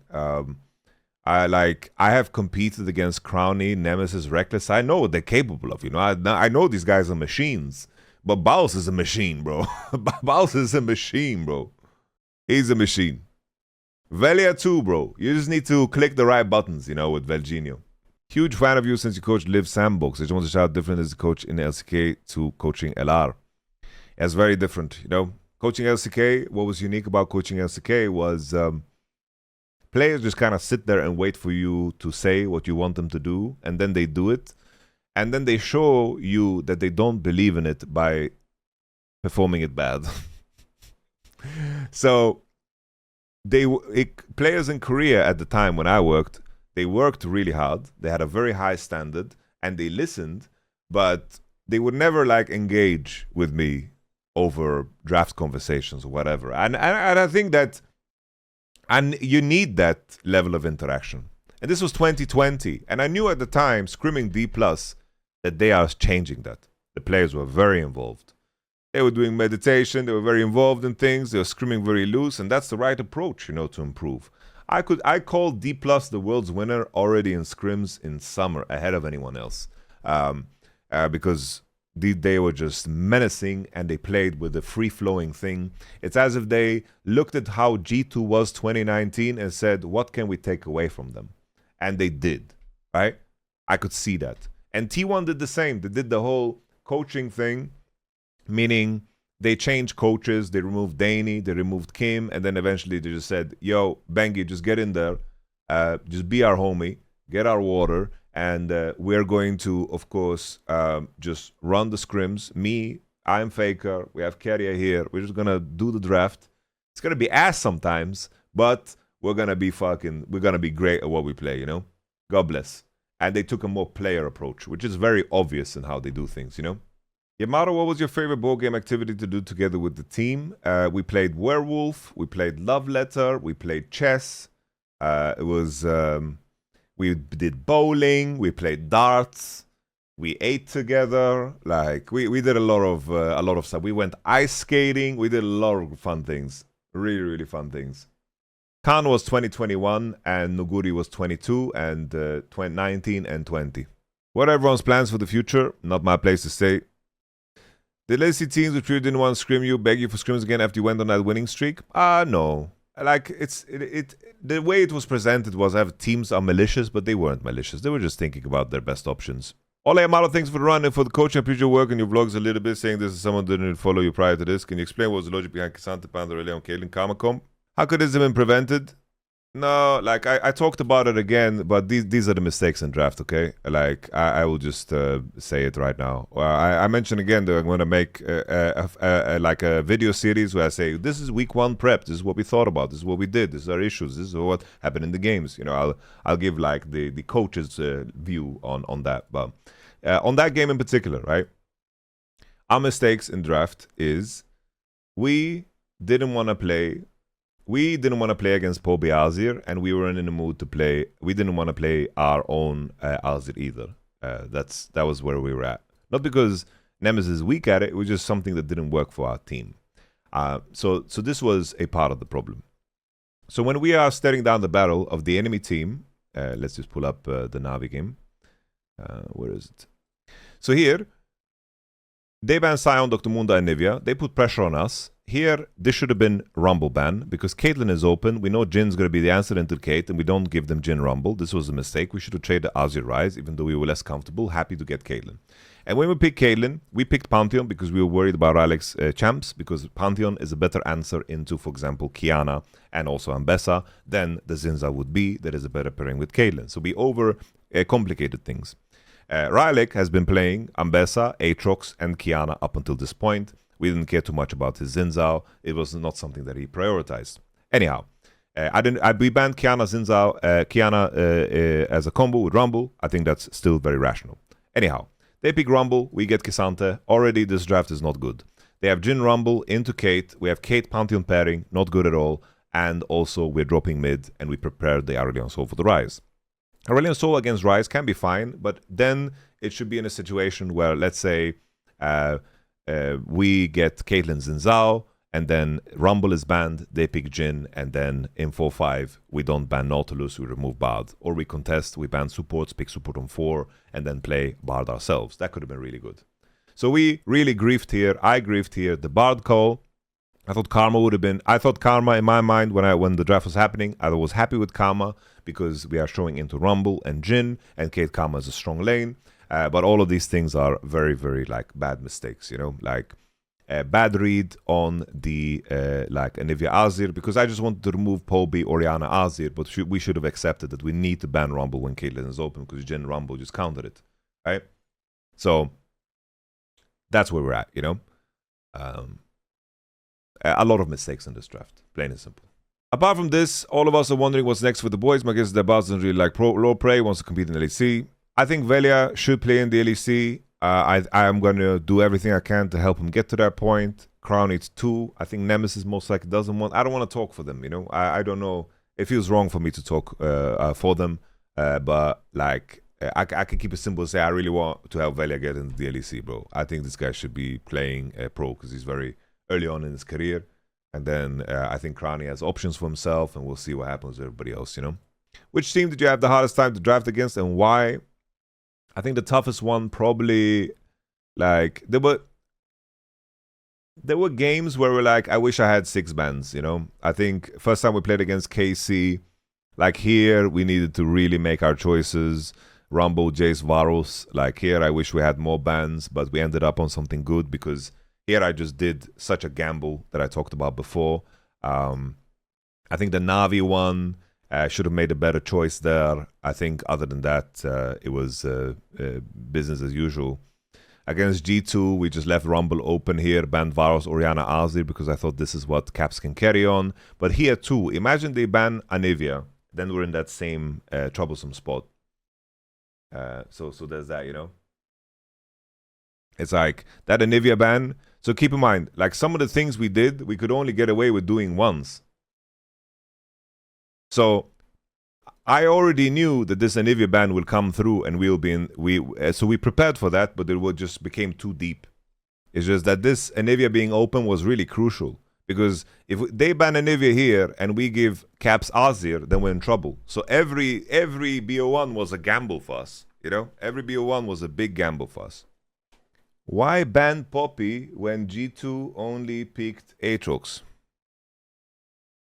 I have no idea what you're talking about. Hey, Yamato, thanks for doing this. It's cool. Part of your job is to motivate and keep your players in good spirits. Can you talk to us about your message was to a team after each of weeks? I don't know. They should be in the content. Like, I don't even remember what I said anymore. Like, I think they were there in the videos, in Los Ratones content, but it was mostly, you know, I try to make sure that they are focused on what's important. I let people feel what they feel. I never push against feelings, you know. It was the same, like Crowny was very upset with himself over like getting caught on mid. And a lot of people would naturally say, yo, doesn't matter, you know, shit happens, everyone made mistakes. I didn't say him this shit because it's a very simple, basic shit thing to say. I told him, I went to Crowny and said, I will not tell you what to feel in this moment because you being disappointed in yourself in this moment is what makes you you.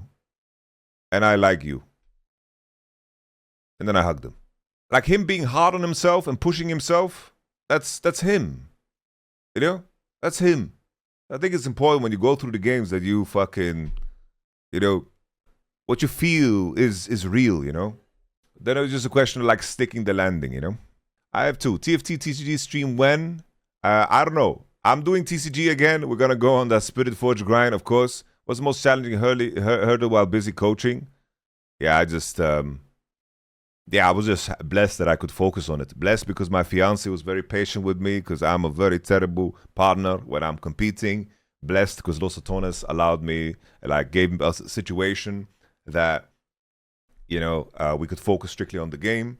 So beautiful, you know, beautiful. We have a lot of great memories.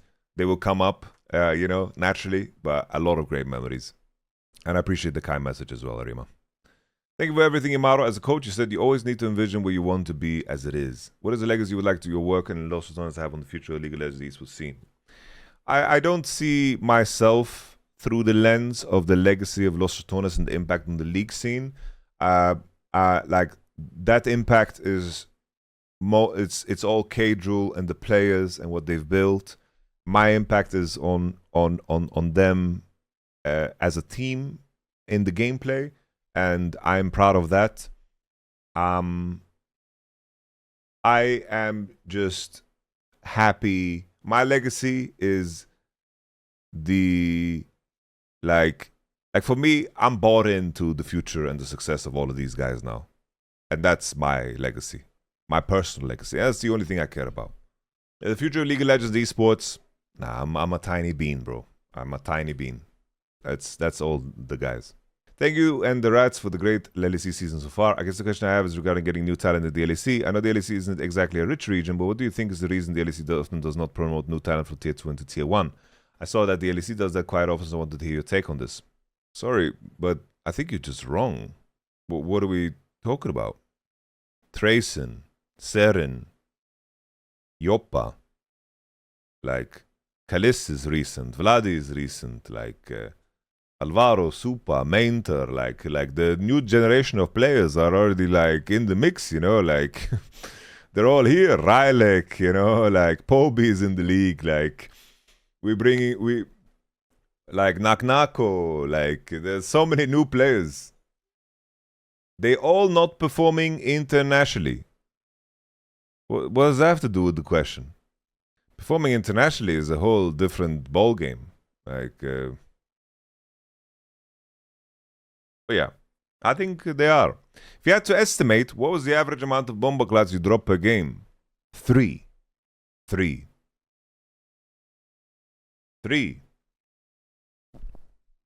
Comparing all of the teams that you coach, was Lela Draft the easiest and the most complex you have drafted for?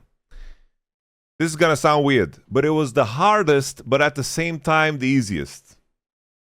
Hardest in the sense that it was very difficult to land in situations where we are happy without taking massive gambles and massive gambles that they wouldn't snipe us on the forehead. But easy in the sense that we didn't have a lot of options.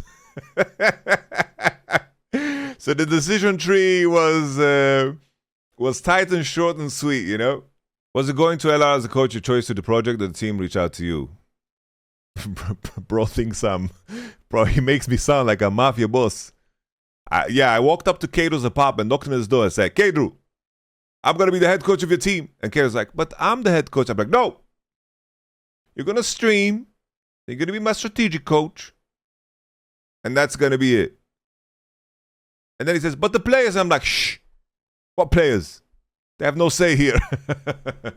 Nah, I'm just messing about. Caedrel reached out to me. And God bless him. He reached out to me and he told me I'm the man for the job.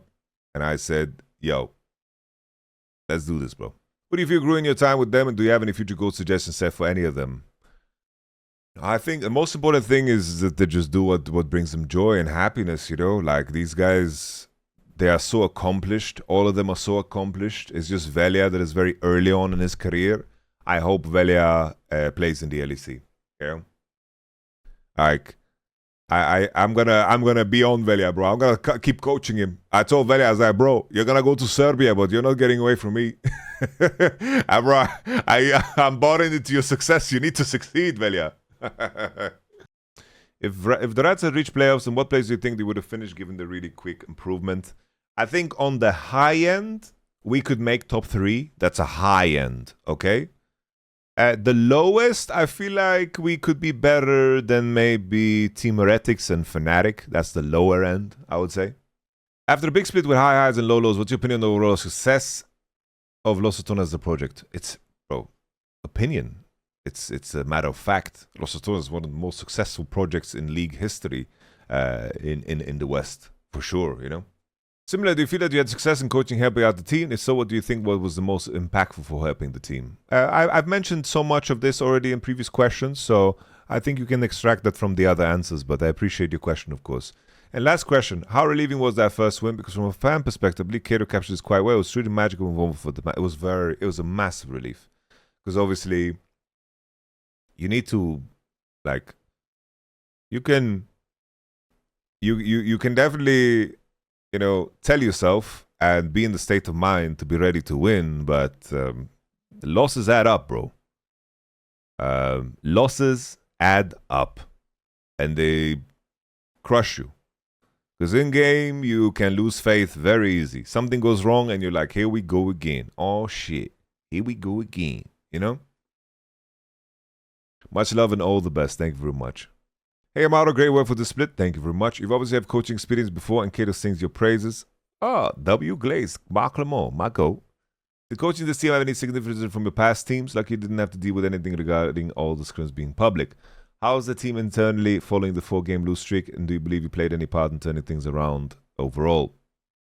I think I played my part. Like I did my absolute best, but the players are the actors in the end, and they are the ones that need to play and need to be patient with one another. You know, like they absolutely smurfed their part. You know, something that really helped. This is gonna sound silly, but us being deluded about the format. We thought there were times we were like, guys, we just need 3 or 4 wins to make it to playoffs. I think we didn't realize the gravity of our situation where we were 0-4 and down. We didn't do the math. And it really helped. It was good. It was good. It really helped to be delusional. But the differences were definitely, I think, outside of anything else that I've already said, I think the maturity of this team is very high. Like, everyone's very, very mature. There were moments where they were very immature about certain things. There was like, what the hell? Like, bro, like, you come to a freezing Berlin and you didn't bring a jacket. And I'm like, yo, let's go buy you a jacket. You're gonna get sick.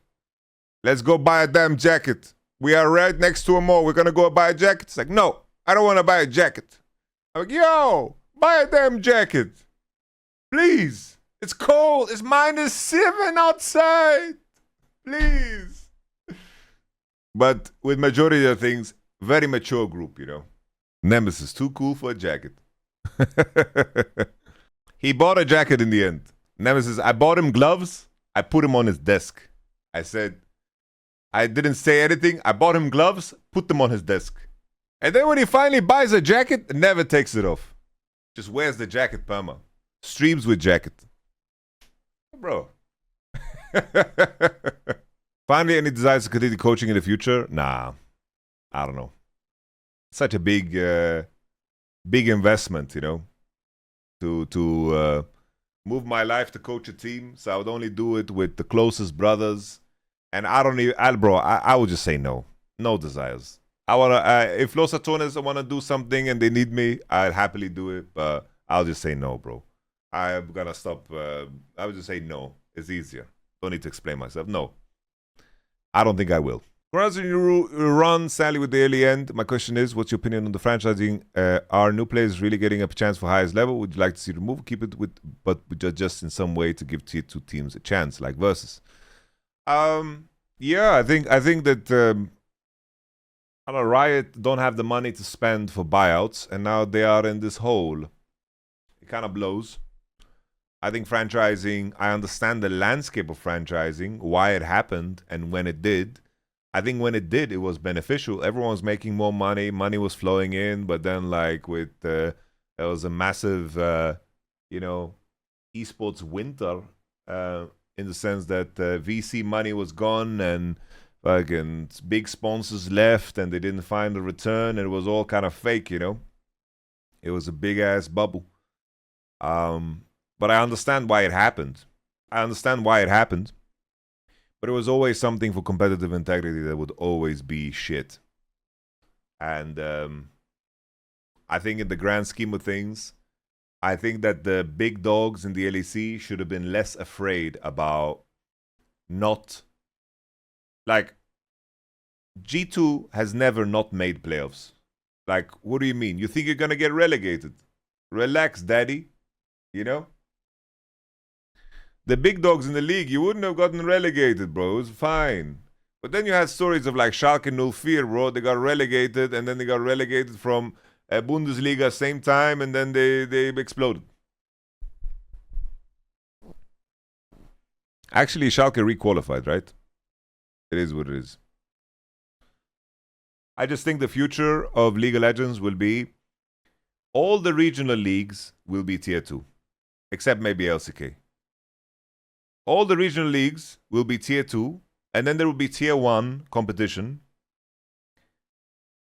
Tier 1 competition. Tier 1 competition will be international events. That's my prediction. And the big teams will be pre-invited. And then the regional leagues can qualify teams, and that's it.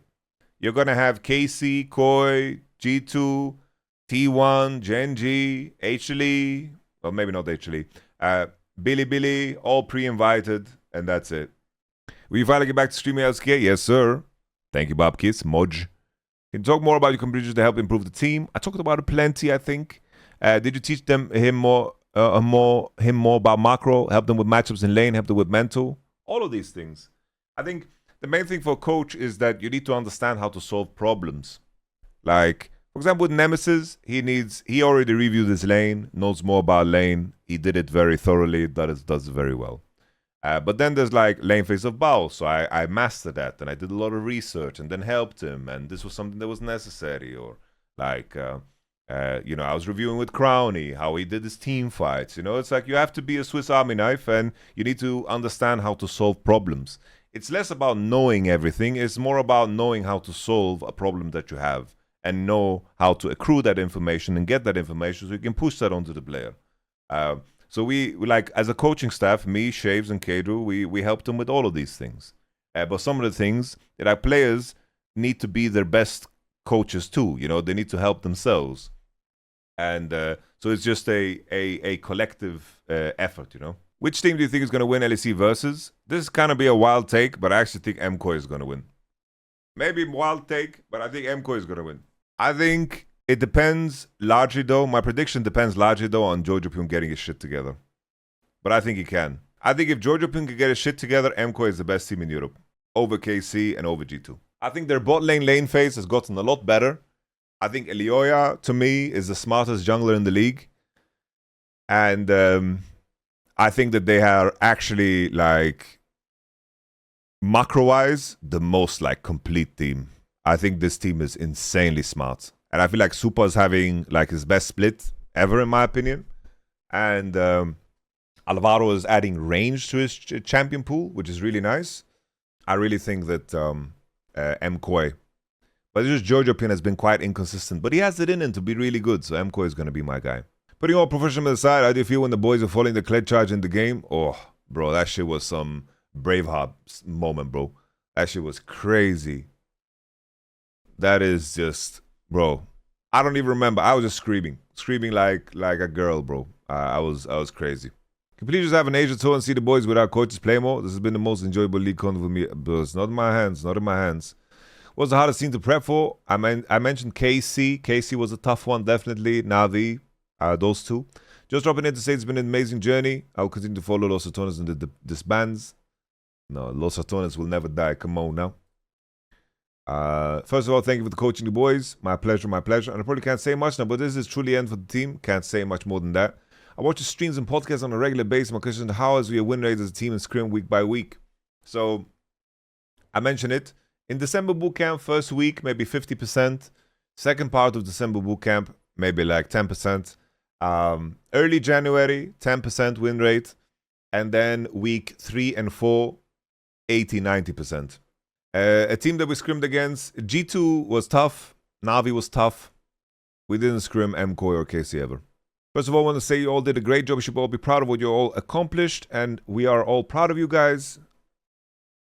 My question is kind of more if the boys are doing okay, but I was wondering if you could coach Lara again. If asked, yeah, I would. I would. Easily, bro. Easily. Why don't you do Q with IRL anymore? Never did. My question is not really LR related, but hopefully an interesting one to answer. This year I've decided I'll be working hard towards my goal of entering pro play scene, though it seems as the esports in general gets more popular, this is becoming an increasingly difficult dream. As a coach and veteran, I was wondering what advice you have for someone in my position. With all love for the game and motivation, no name for myself yet. Just play solo queue. Play solo queue. People use scouting tools to find players in solo queue. Just grind solo queue, join a pro team ASAP, and get your name out there. Like that's the best thing you can do. Do content, same time. Just you need to market yourself. You really need to market yourself. Odds are you're not gonna make it. But if me saying that makes you give up, then you're definitely not gonna make it. Good luck. It's been a blast to see you in LR, and I remember being surprised and not surprised at the same time when your inclusion was announced. My question is, can you clarify, I am, or was? Both Baus and you were saying like this was the only time the Rats would compete in the LEC. I'm agree with everything that's going on since, yeah, for now. Like, I was signed for a job. Even, I'm not going to take for granted that if for some reason the LEC continues next year, that I'm going to be the coach. I'm not going to take that for granted. I'm not so... I would love to get that job, and I would assume they would maybe talk to me, you know, if it comes down to being in the LEC again, but I'm not gonna. I got hired for a job, and the job is finished. So it isn't. I was, you know. For some more recent drafts, how much impact would you say you had on them versus what Caedrel had previously been practicing? I'm not so sure. I don't have the input exactly of what they did, but I had a very, very large input on draft, and I was quite meticulous, for sure. Do you have any spicy internal jokes or stuff about the players that would be okay to share with us? So basically, for example, me and Nemesis, we like always talked about like rap music. We'd like watch like old, let's say like 50 Cent, Eminem concerts, shit like this. We'd always talk about rap music. I would tell him like, oh, this rapper's good. He would say, no, that rapper sucks. And then he would say, this rapper's good. And I'd say, what are you saying? And then we would all agree. We would both agree that the new J. Cole album is kind of ass. You know, like, we would talk about rap, and then we were talking about the beef between Drake and Kendrick. We would talk about the beef Drake and Kendrick, and then we mentioned we were listening to the Kanye West. Kanye West liked that mix. Kanye West liked that mix, and basically in the beginning of the track, Kanye says, "Yo, Dot, I got you." Oh.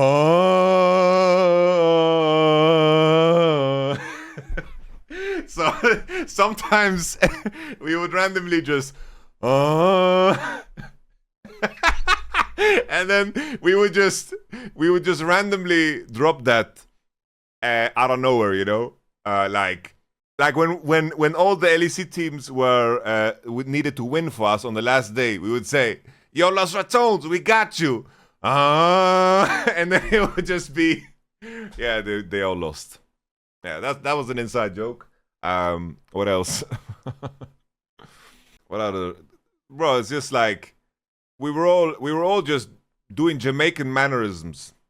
Like, come on now. Like, I don't know. They just picked up on things that I would say and repeat, and I thought that was very endearing and cute. Like, come on now. Like the come on now, the dap up. Like, that was a classic. That was good shit. How did the team react after KC Team Heretics draft? That was a terrible draft. Funny thing is, we all agree is like, guys, if it comes down to G2 Fnatic deciding our fate, is already done. Like, Fnatic is never beating G2. Talk about Velia shit maxing game days.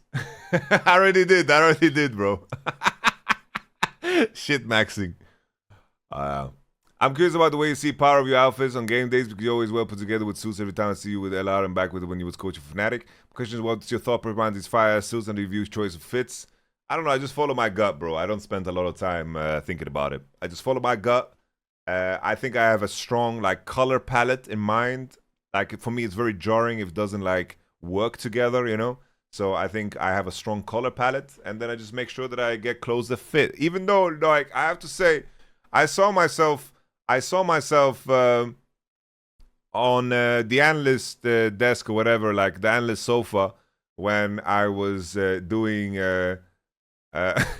when I was doing the interview. I was like, damn, bro, my suit barely fits, bro. It's barely holding together. I'm getting fat because of all these Five Guys burgers. Does the LEC provide a water for you guys on stage? Nah. Did you get fined for saying shit 3 times? I said shit 3 times? Shit maxing. Another thing that's funny is, like, obviously clavicular is like a human garbage. It's like the boys watch their memes for the lulz, you know? It's like sometimes I just hear the most random phrases. It's like, bro, you're spiking my cortisol right now. And it's just funny, you know? Like, you're spiking my cortisol. Where do you think LR is in LEC standings realistically? I think like a top 6 is fair, depending on based on our level. Top 6, top 5 maybe. Thanks for great entertainment, LR, because they're sticking together some content team.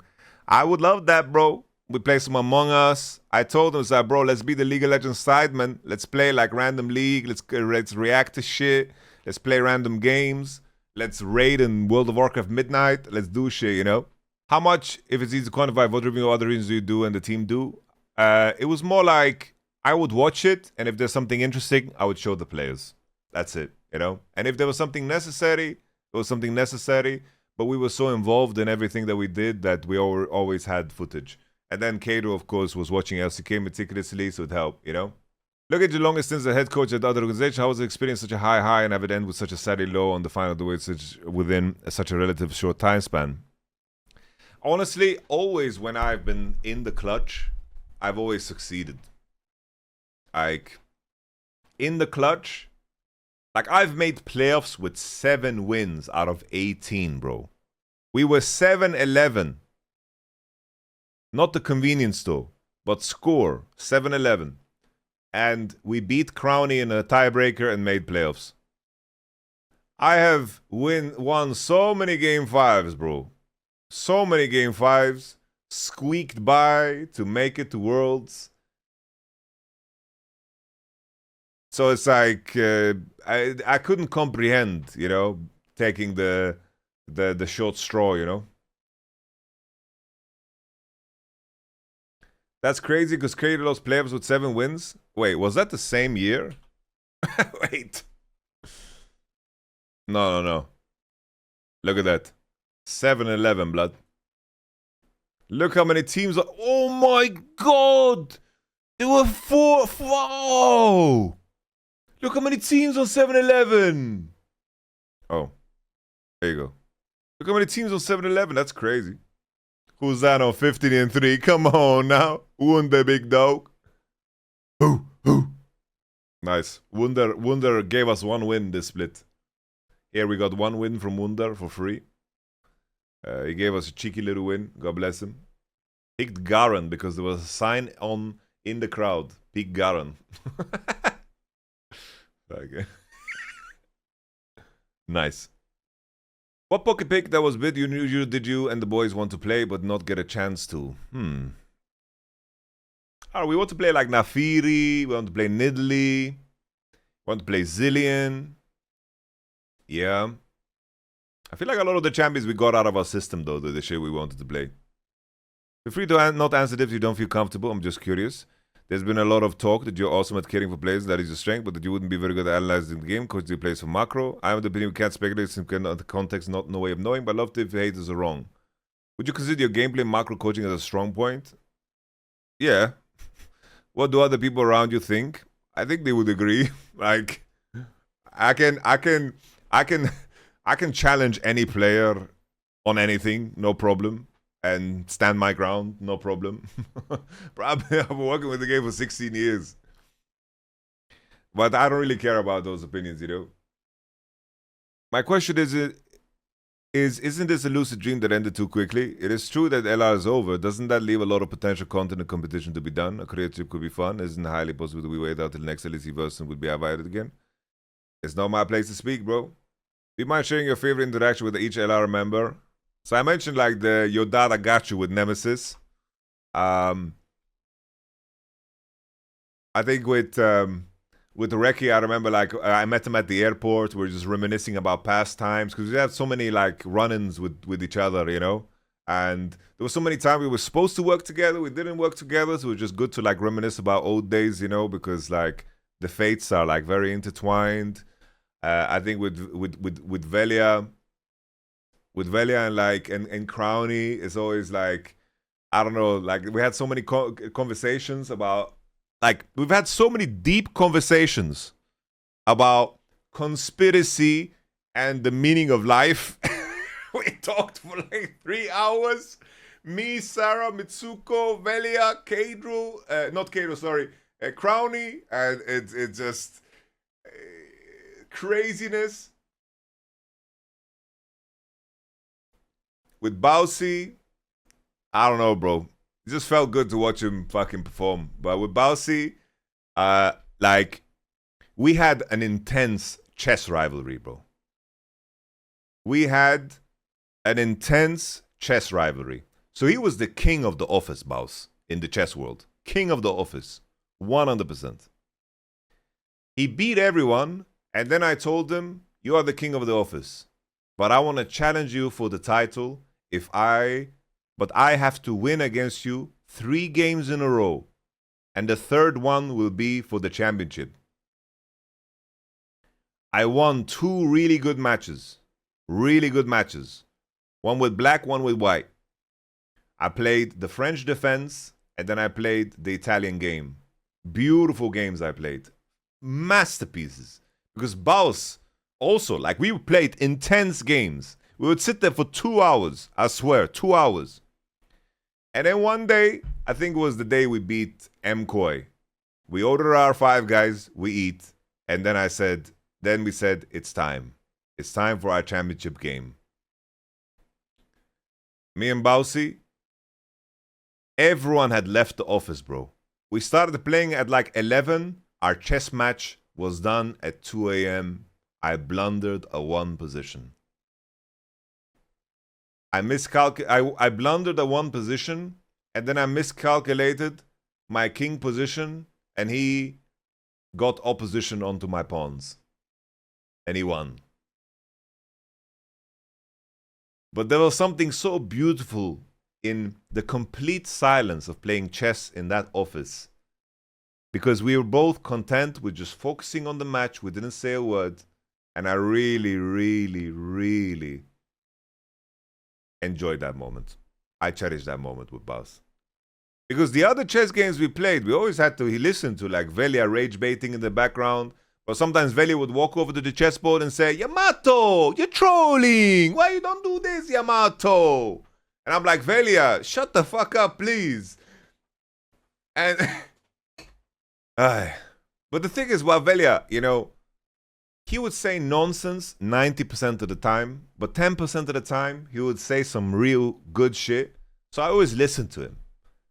And the other guys sometimes assumed that Velia was talking shit, but I say, no, guys, listen, Velia's saying something fucking good here. And I think Velia appreciated that, you know? I think Velia appreciated that. It's like he grew, bro. After some time, he was dropping gold, bro. I said, Velia, bro, you need to talk more in the reviews, bro. Step up more, man. Come on. I don't believe this guy's last name is Mebdi, fake name. What? Would it not be viable to try to call again next year through eBay Masters? Thanks for everything, coach. It was a pleasure to watch you all. I don't know what the future will hold. Be honest, how often did you leave a draft to Scrim thinking this will either look genius or get me flamed on Reddit? I think I give a fuck about Reddit? Jesus. You and the Letter Boys are the best Twitch subscriptions I've ever had. Honestly, Twitch Turbo is the way, or just ad block. Oh, maybe I shouldn't say that. Thank you for your support. Thank you. Thank you. Battle Cruiser Operational. No question. I just wanted to take the time to appreciate your job and give my thanks. And Old Tyler 32, finding passion for the game again, watching you, and succeed to the level with the boys. Thank you. Thank you. Very kind words. Thank you. Appreciate that. It's a bit of a fake memory. I didn't like playing J-Stop back in the old days, Piper Mind. Like, I know everyone wants to know what's next, and I appreciate that. I want to know what's next too. Like, I hope there's something, but I'm happy with what I've achieved, so it's impossible for me to ask for more, you know? I want to send love to the whole project. Thank you, specifically for Yamato over the years. You're the kind of person I gain a lot of respect for as a fan. Speak where you care a lot. You work damn hard. You want nothing more than the best for the players. Bro, you're too kind. You're too kind, bro. You are too kind. Thank you. This is very nice. Holy, people are just glazing, bro. Bro, you guys are too nice to me. I appreciate all of you.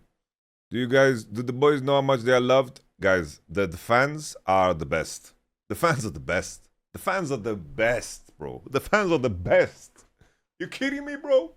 The fans are the best, bro. The fans are actually the best, bro. No joke. I have been in many different teams. Los Ratones, number one. Number one. What do you think is the hardest habit of a good solo queue jungler to tackle just to be a good pro play jungler?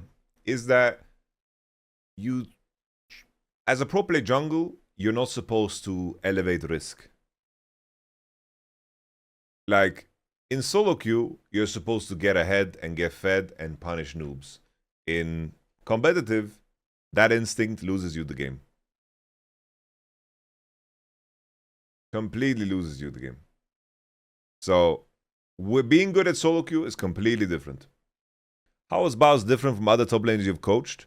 He taught me a lot of things about proxying, base timers that are very unique to him, and that makes Baus very, very unique. I think that Baus as well, his mental is like goated. Bro, like his mechanical skill on champions, he's very, very meticulous. You know, in a different world, he plays different champions. He could be like the best Riven in the world, best Fiora in the world. He just chose to play these meatballs with wave clear. Like, mechanically, Gragas and Sion, no one can touch him. How did you manage to make Baus buy Doran Shield and a potion? Jiu-Jitsu, bro. Witchcraft. Super proud of what you and team did the split coach through witchcraft happening in the Rift. Question from a Bausy fanboy. Before the LEC started, it seemed like he didn't enjoy shifting into pro player minds, but as the LEC went on, it seemed like he really enjoyed himself. By his last 3 feels upset that it's all over. I think that it changed for him when it started to pay off. In the beginning, there was no payoff. In the beginning, there was no payoff. It was just suffering, bro. Bro was playing against, like, Ignite, like, Ghost, Vayne, top lane. Like, what people did in Scrims in December and early January was disgusting, by the way. Then the league started, everyone plays TP. Bro, the amount of... Bro, the entire league was playing Vayne top. We haven't seen a single Vayne top. These pieces of shits, bro. They're playing Ignite top lane, Ignite Rumble, whatever, and they were just making Bausy suffer, you know? And I think by the time all these things we kept reminding him of, the things that he was reviewing and the things he was focused on, when they fell into place, the game becomes really fun to play because he can do the fun things on top of that, you know? How did you and Caedrel split coaching duties? So Shaves was also involved. Basically, I would run the reviews. The coaches would also be involved in the reviews if they had points. But I of course did the reviews and I ran the days. But then it would be like, Caedrel would be like, yo, I really need to talk to this guy. I want to review this with him. Or sometimes I would be like, yo, Caedrel, you need to review this with this person. You need to cover this. I'm gonna cover this. So we spread out. You know, we work together always. When you start saying ladies and gentlemen, I honestly don't know. I think like in season 3 or some shit. Realistically, and from a perspective as a LEC coach, what has LAR achieved shown during the split in the LEC? I think we've shown that the players are very capable and that this project is very strong and you know, that Los Ratones from Caedrel's side, Mitsuko and Sarah, that their organizational skills and their value to viewership, like the project's value, is immeasurable. Will it change how teams operate? I don't know. I was jokingly telling Caedrel, I was like, bro, just stop co-streaming LEC and just look at the viewership. He's like, nah, you know. You know, I'm in my demon phase, you know. I enjoy seeing things burn. Did it ever float across your mind to say, feels Batman JPEG after the final match? No, bro. What was your prize moment with LR, and what was your perspective change on how a team should function and run after the time you spent with the Rats? No, it just reaffirmed a lot of the things that I really believe in. This question is from the Sweden Gay. Also, thank you for being part of the team, giving us all hope and good memories. My absolute pleasure. It just reaffirmed all of the things that I've learned over my time, and it was just great to see everybody in action. You know, like, people showed them their true selves under pressure, and with this team, I loved what I saw. I loved the people that appeared under that pressure. I still love them. So God bless them, you know? It was a great time. What happened to Baus, bro? He just worked his ass off. Plain and simple, worked his ass off. What a machine. Are there more pocket picks you guys have planned? I mentioned this. Which champions do you best associate each member of Los Ratones? Top lane, Sion, jungle, honestly, Vi. Come on now. This Vi is insane. He needs to play more Vi. It's bad for Velio's growth if I say something else here. Like Nafiri or something, you know. Which mid lane, I just think Nemesis Rise is too legendary. AD carry, bro, I have called Crowny Koki accidentally. I'm like, yo, Koki, are you hungry? I have called Crowny Koki 50 times. Just.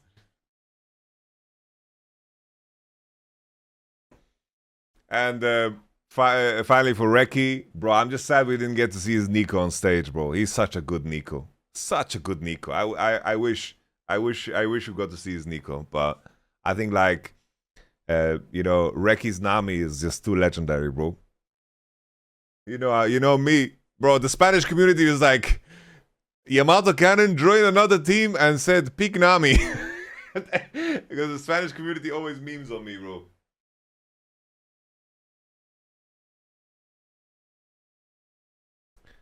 I don't know, brother. I don't know. I don't know what project could make this happen, but I think everybody would love to do things together, you know? Yeah, some of these questions are not for me, guys. Would you consider pulling out some niche composition with champions that synergize pretty well together around meta, like Vega Poppy, Vega Ziggs, Poppy and Nivea? Oh yeah, we literally played it, you know? we did play it. We played a lot of Poppy, played a lot of Nivea. Vega's a bit meh on the patch, but we looked out for these always. What would have been your favorite niche comp that you sadly weren't able to play on stage? Something that a fan told me, Derpifier. He told me, he's like, yo, a Nivea Nico. You wall the ranged minion, Nico turns into a ranged minion, then the minion wave has the right amount of minions and they won't suspect the Nico engage and get their neck clipped. I wish we could do this on stage, but it just never happened. What was the thinking behind the Mundo and Nami pick in particular? Why were they working well as Braum, Bard, Java, and Vi weren't? Mundo gave us pace and the ability to face check freely. Nami gave us a lot of scaling, and Nami Mundo as a pairing, they kind of covered for each other's weaknesses, especially Mundo, because he can clear so fast and put wards down and, you know, have a good time. Like, the tempo is really big. Thank you for your kind message, Banan, EG. Hi, Amaro. It was really cool to meet you and the boys in the LEC. I wanted to ask, what changes in the season 2026 meta did the team particularly struggle to adapt to? I think just like keeping up the tempo on the map, this was very difficult for us, and also how mid-centric the game became in terms of ganking. You can't really play a wide game, and you needed to send support and jungle to help mid, which is something that Los Ratones didn't do much previously. And then top lane became 1v1 Mortal Kombat. You have to master the lane. You can't get away with lane swaps or any plays or TPs or anything. You have to be good 1v1. So these were the biggest challenges for us. And at the same time, jungle, you couldn't make any mistakes. The game was very streamlined and easy, but you couldn't pivot away out of anything, and you needed to make sure that, you know, you hit the beats in the game. You need to be there for Drake. You need to be there for second crab spawn. You need to be there for second Drake and so forth, you know. Did you try any lane swap tech and scrims? We did, but Riot instantly nerfed it. So, cooked. Probably most asked and answered. I already answered, so I guess I move on to second. Do you think that there should be more important players for the LEC? Poby, Kiahu, Noah, and Jun. Georgia have been great for the league, and I feel like this is a place for outside of Europe to really test the base against other tier 1 players from Europe. I think any league should take players from any pool. I don't think nationality matters at all. I think if a player comes over to your league and performs super good, that's good for your league. I don't care about nationality. I think you compare skill sets, you compare if they their personality and if they're going to fit your culture, and then you, of course, do that with everybody. You should explore every talent pool possible, anyone who limits himself. Because, you know, there are players in Europe that might not be able to communicate, and you're comparing that to a Korean player that might not speak good English but might want to learn. He's going to be a stronger communicator, right? People still are measured by the same skill sets, and obviously someone that is from Korea might have a harder time speaking English but can learn. They can still be stronger communicators than people in the West. So I don't think it's that there are some, you know, trends, and there's some things you need to pay attention to because resources, of course, are needed to help people integrate. But generally speaking, in European teams, you have people from very different cultures always. Like in our team, we had 2 Slovenians, 2 Swedes, and 1 Serbian. Everyone from a country that starts with S. But that letter synergy doesn't give you anything in terms of cultural synergy. Besides maybe like Slovenia, Serbia, they have like they're close, whatever, you know, Balkan. Will you be willing to take up another coaching job in the future, or is this the end? It would be like only very rare projects. But I thought I was done before Caedrel asked me so. The LEC is currently experimenting with coach voice comms. A lot of teams are using it regularly. Would you have used it if it was available for you guys to split? And do you think it would have changed anything? I would have used it to like track summoners and give them small reminders, but I think it's bullshit. I don't think it should be in the game. I really don't like it. I think I don't think it's a part of the core of the game, and I think it's just jarring. So I'm not a fan. I would have used it to time sums. I was like, all right, guys, flash, flash, flash, flash, flash, heal, flash. And that's it. And then it's not in playoffs, so what's the point? What was the point all along, you know? Like, you're playing a format that has nothing to do with anything. Hi, Amara. With all of the emotion you need as the situation perceives close enough the group, would you rank this in life experiences for yourself and why? S+. S+. Last 3 months have been some of the most cherished months of my life, for sure. I've had a very rich life, you know? I've worked in Korea, I've gone to Worlds, I have worked with very tight-knit groups, but this group was S+++. Enjoyed, loved it, bro. We need answers about the wind trading allegations. No, you don't. I think people shouldn't be speculating on this shit. I think it's... just move on. It was completely in our hands. We threw against Vitality. We could have won earlier games. It was completely in our hands. It's like... you know? It's the nature of the league. The fact that there's no tiebreakers, that part you can be pissed about. LEC, stop with this shit. We are not in playoffs because of us. Nobody else. If you're sitting there hoping that a different result happens, it's like... the game, yeah, KC draft was one of the worst drafts I've ever seen. But that happens. Happens. We had bad drafts too, you know? It just becomes really in your face because it's the final game. But everything could have changed. Everything could have changed in different games at any stage, you know? Fnatic, like, Fnatic threw against Team Heretics, right? For example, here. So, in this game, if Fnatic won,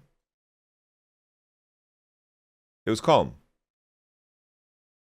But look at this. So here, right? Chill. Fnatic is a very good spot. Team Heretics through the game. And then look what happens here. Look here. Look here.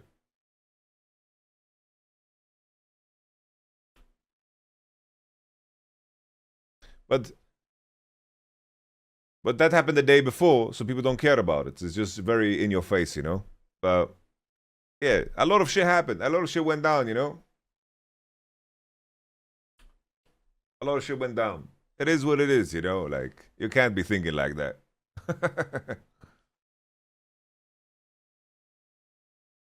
Unrelated, but thoughts on Jack's jungle? Not too bad, honestly. I think it has a good matchup into Xin Zhao, for example. Fine into Wukong too. With champions like Nemesis, Yon, and Reckless Bard appearing, it made me curious. How deep did your draft preparation go, and how did players manage practicing such a wide range of champions? With BO1s, it's not that wide of a range. Our prep went... It's like the biggest part of the preparation happens with 4 or 5 bans. Matching roles is very easy. It's like they pick this, I pick that. That's very easy. Usually, the majority of the draft prep goes down to 1, 2, 3 bans, first pick, and then 1, 2. If you have that settled, everything else kind of falls into place very easily. So you have to prep. If that's open, what happens? If they ban that, what happens? If they ban 3 of these in that role, what happens? So that's how the prep goes down. In BO1s, it's pretty straightforward. And then you contemplate, can we ban this? What happens if they ban that? Do we have to ban something else? If they ban this? Or do we have to match a ban here? That's basically how it trickles down. I have a question regarding age in League Pro. Crowning Nemesis and Reckless because it's older than the average for modern esports, but Fake is also pushing the age of what we thought works in the environment. Do you think as time goes on, we're going to see more players with 10 plus careers as players? Yes. Do you see any difference between coaching a player that's in early 20s compared to mid or late 20s? If yes, how is it different? I think it's just a question of like what your life experience has been. I think if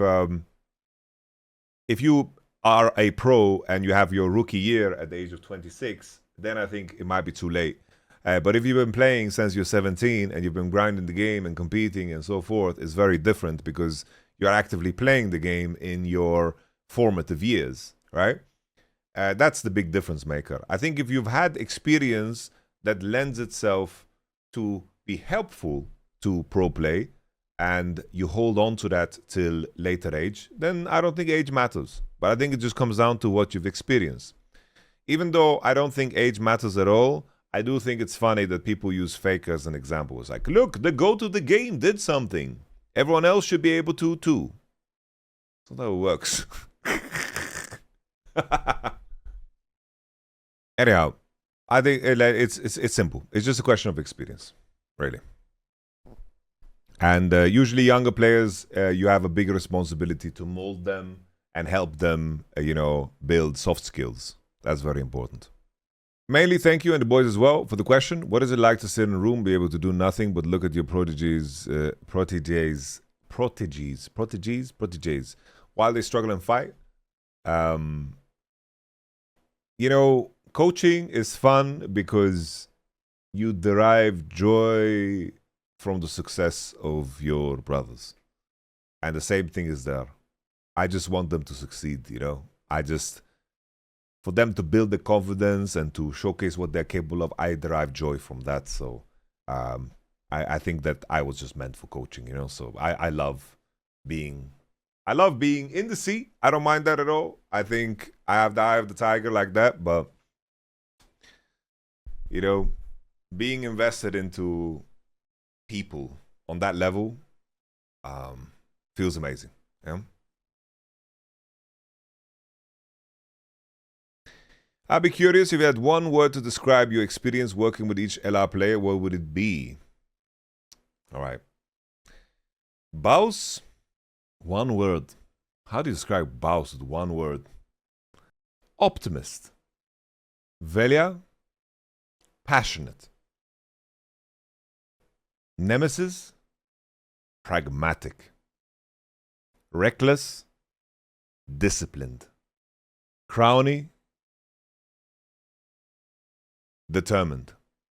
What are your plans for after coaching? I hope you'll be allowed to co-cast LEC. Honestly, at this point, I don't care. I don't even know if I want to do it, bro. They have to come to me and ask. I ain't messaging nobody about that, bro. At this point, they need to come to me and ask. It's CBA, bro. Now everyone and their mother is allowed to co-stream LEC, and I'm not allowed to, bro. I'm not gonna ask. I'm gonna co-stream LCK and LPL, and I'll co-stream C9 games, and that's it. I will rewatch LEC games while I'm watching LCK in the morning. I would describe Caedrel in one word. Genuine. Alright guys, I've been answering questions now for 3 hours. Holy, there's so many actually. Oh my lord. Oh my lord. Why did you stop wearing the suit and wore a similarly fashionable set of sweat clothes in some games? Laundry. Is there any desire for anyone from LEC Ratones apart from Vape that wants to continue pro playing? I think maybe Crowny. Thanks for everything. Couple of question. Do you have any notable pocket picks? We answered that. From a year's experience in multiple coaches, what is most important lesson every coach of both new and old should learn? No situation is the same. Different dynamics require different methods. Do you think the boys will participate in any events outside of tournaments like Red Bull event? I'm pretty sure they will, yeah. Was it ever hard to manage Vibe? Sometimes. Very pessimistic group at times. But that's okay. It's like, in the end, it's like how they are matters less than the effort they put in. Because someone can be pissed, but then still try hard, and then it's okay. And majority of time, more so than most teams, they tried very hard all the time. Even though there were times where, rough things were bad, you know. Do you think with lanes of meta where LR was considered peak form would have made LR a top 3 LEC contender? I have to say, I think Los Ratones in LEC would destroy the Los Ratones that played last year 10 times. Like, I think that this year's team is much better than the previous year team. I just want to know, Yamato, that me and my friends now say Woody Fruity on nearly daily basis and joke that you beat up Baus if he dies in lane again. What the hell? Now with LEC and the possibility of Los Ratones somehow becoming involved as a franchise team, do you think that if it's not possible for the team to join this year, would you still be interested in remaining the head coach? I'm happily working with anything Caedrel related. Anything Caedrel related, I'm in. Easy, bro. Ride or die with Mark Lamont, bro. Ride or die, bro. I will go to war for Caedrel. No problem. Go to war for the guy. Hello, Battlecruiser Operational, Mr. Casanova, Emperor of Shurima. I've been a fan for almost as long as I can remember playing League. I want to say that I might have our desk cooked up. Yeah, okay. Thank you very much for your kind message. Thank you very much for your kind message. Now for my question. Out of everything you've been part of or seen in LoL, what was your favorite moment to witness and be a part of? I don't know. There's just something... I'm very sorry, Reckless, but there's something very special about King out G2 Outer Worlds, bro. Very special, bro. It's just Caps was my boogeyman, bro. Like... boogeyman Caps. Bro started an AMA and never came back. I hope he's doing fine. Oh shit. Oh, am I supposed to write written answers? What was that, J4 Peaks? Me bomba clot, man. Champion is OP. Nah, we worked with very limited data and I had to go off of instinct, you know. We scrimmed a lot on Javan and we had fine results. Do you get compliments for your looks and your sultry baritone voice? Sincerely, a straight guy. Straight guy. Capachungus. Is Dom or Misfortune more attractive? Have you seen Dom's feet? That's some S-tier feet. I've never seen Misfortune feet. Will you say a Scrim Result versus LEC? Yeah, we will, I think. Q or E Max on Z top. Damn, well, this is an old throwback. Q Max. This is a throwback to an interview, me taunting Wicked back in season 3. 13 years ago, bro. Mi bomba. Hi, Amado, why is your name the special ability of Battlecruise from StarCraft Brood or StarCraft 2? Because of my brother. That's all. Whew. Guys, I'm slowly losing my voice here. What's your favorite Riftbound deck? I've only played Kaiser and I had a lot of good time. I didn't play anything from Spirit Forged. The allure of how good Nemesis could be was always interesting to me. For us viewers, he definitely proves himself being a top mid lane in the LEC. How about from your perspective? Was Shays right that you would enjoy coaching him? He was very right. Very, very right. How about from your perspective? Arnold also recently tweeted he was considered to be in the LCK. What's your opinion on that? Also, just want to say good job to you. You guys were doing some Brazilian Jiu-Jitsu and draft. Yeah. Thing is, I think that Nemesis is so meticulous in his approach and experienced. Keep in mind, he's been playing, like he went to Korea, played there for 2 years, was insanely high rank, grinded the game, played against Chovy and all these best mid laners in the world on a daily basis, and caught up to them skill-wise and kept up with them. That's Nemesis, bro. There's a very big difference between someone not playing pro play and then someone going to Korea for 2 damn years and practicing against the best, you know? Very different. And he's so meticulous and he gets his opinions from the best place possible. A lot of players, what they do is they look at what other people do and they copy. And that can get you far. Can be fine. Tim reaches his own conclusions at all times. And what that means is he does his own research, he does his own thinking, and does everything he does for the purest and the best reason possible. There's never like, I'm copying this guy, let's see what's that up. Because when you do it by this method, this is where you find nuance. This is where you find creative picks. This is where you find Veigar and Radiant Soul and Anivia, rather than being Azir, Orianna, Andy. Right? Very few players are like that. I would say Jizuke was a player that was like that. I would say Bwipo is a player that was like that. Jizuke was playing Echo when nobody else was playing Echo, as example. You know?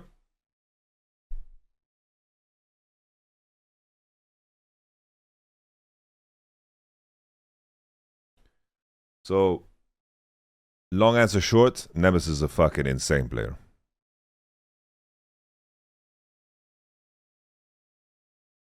Alright, I think we covered a lot. So much. I need to call it a day, guys. We've been answering questions now for 3 hours and 30 minutes. If there's anything that I've missed, please feel free to leave them in the YouTube video. We're going to post this as a YouTube video. Metin's going to edit it for me, make it nice. And I'm going to do these breakdowns of each week. I'm going to do these breakdowns of each week of games. Like basically our games. I'll give you guys the breakdown. Like week 1, how was the scrims? What was the prep like? I'm going to do like little breakdowns of how everything was from the inside with additional details that obviously we couldn't share during the split. So there's that, you know? Yeah. Holy. Me and Shaves talking about quest for slave pens caught. Downloading add-ons, baby. Fresh install. Thank you very much, guys, for watching. Appreciate all of you. Tomorrow, LCK resumes. Please join me for some LCK co-streams, guys. Please, begging you. Join me for some LCK. I'm right here. I need you. I don't know the lyrics. All right. You changed the background. It's a reset PC, bro. All right. See you guys for LCK tomorrow. Arrivederci. Thank you. And goodbye.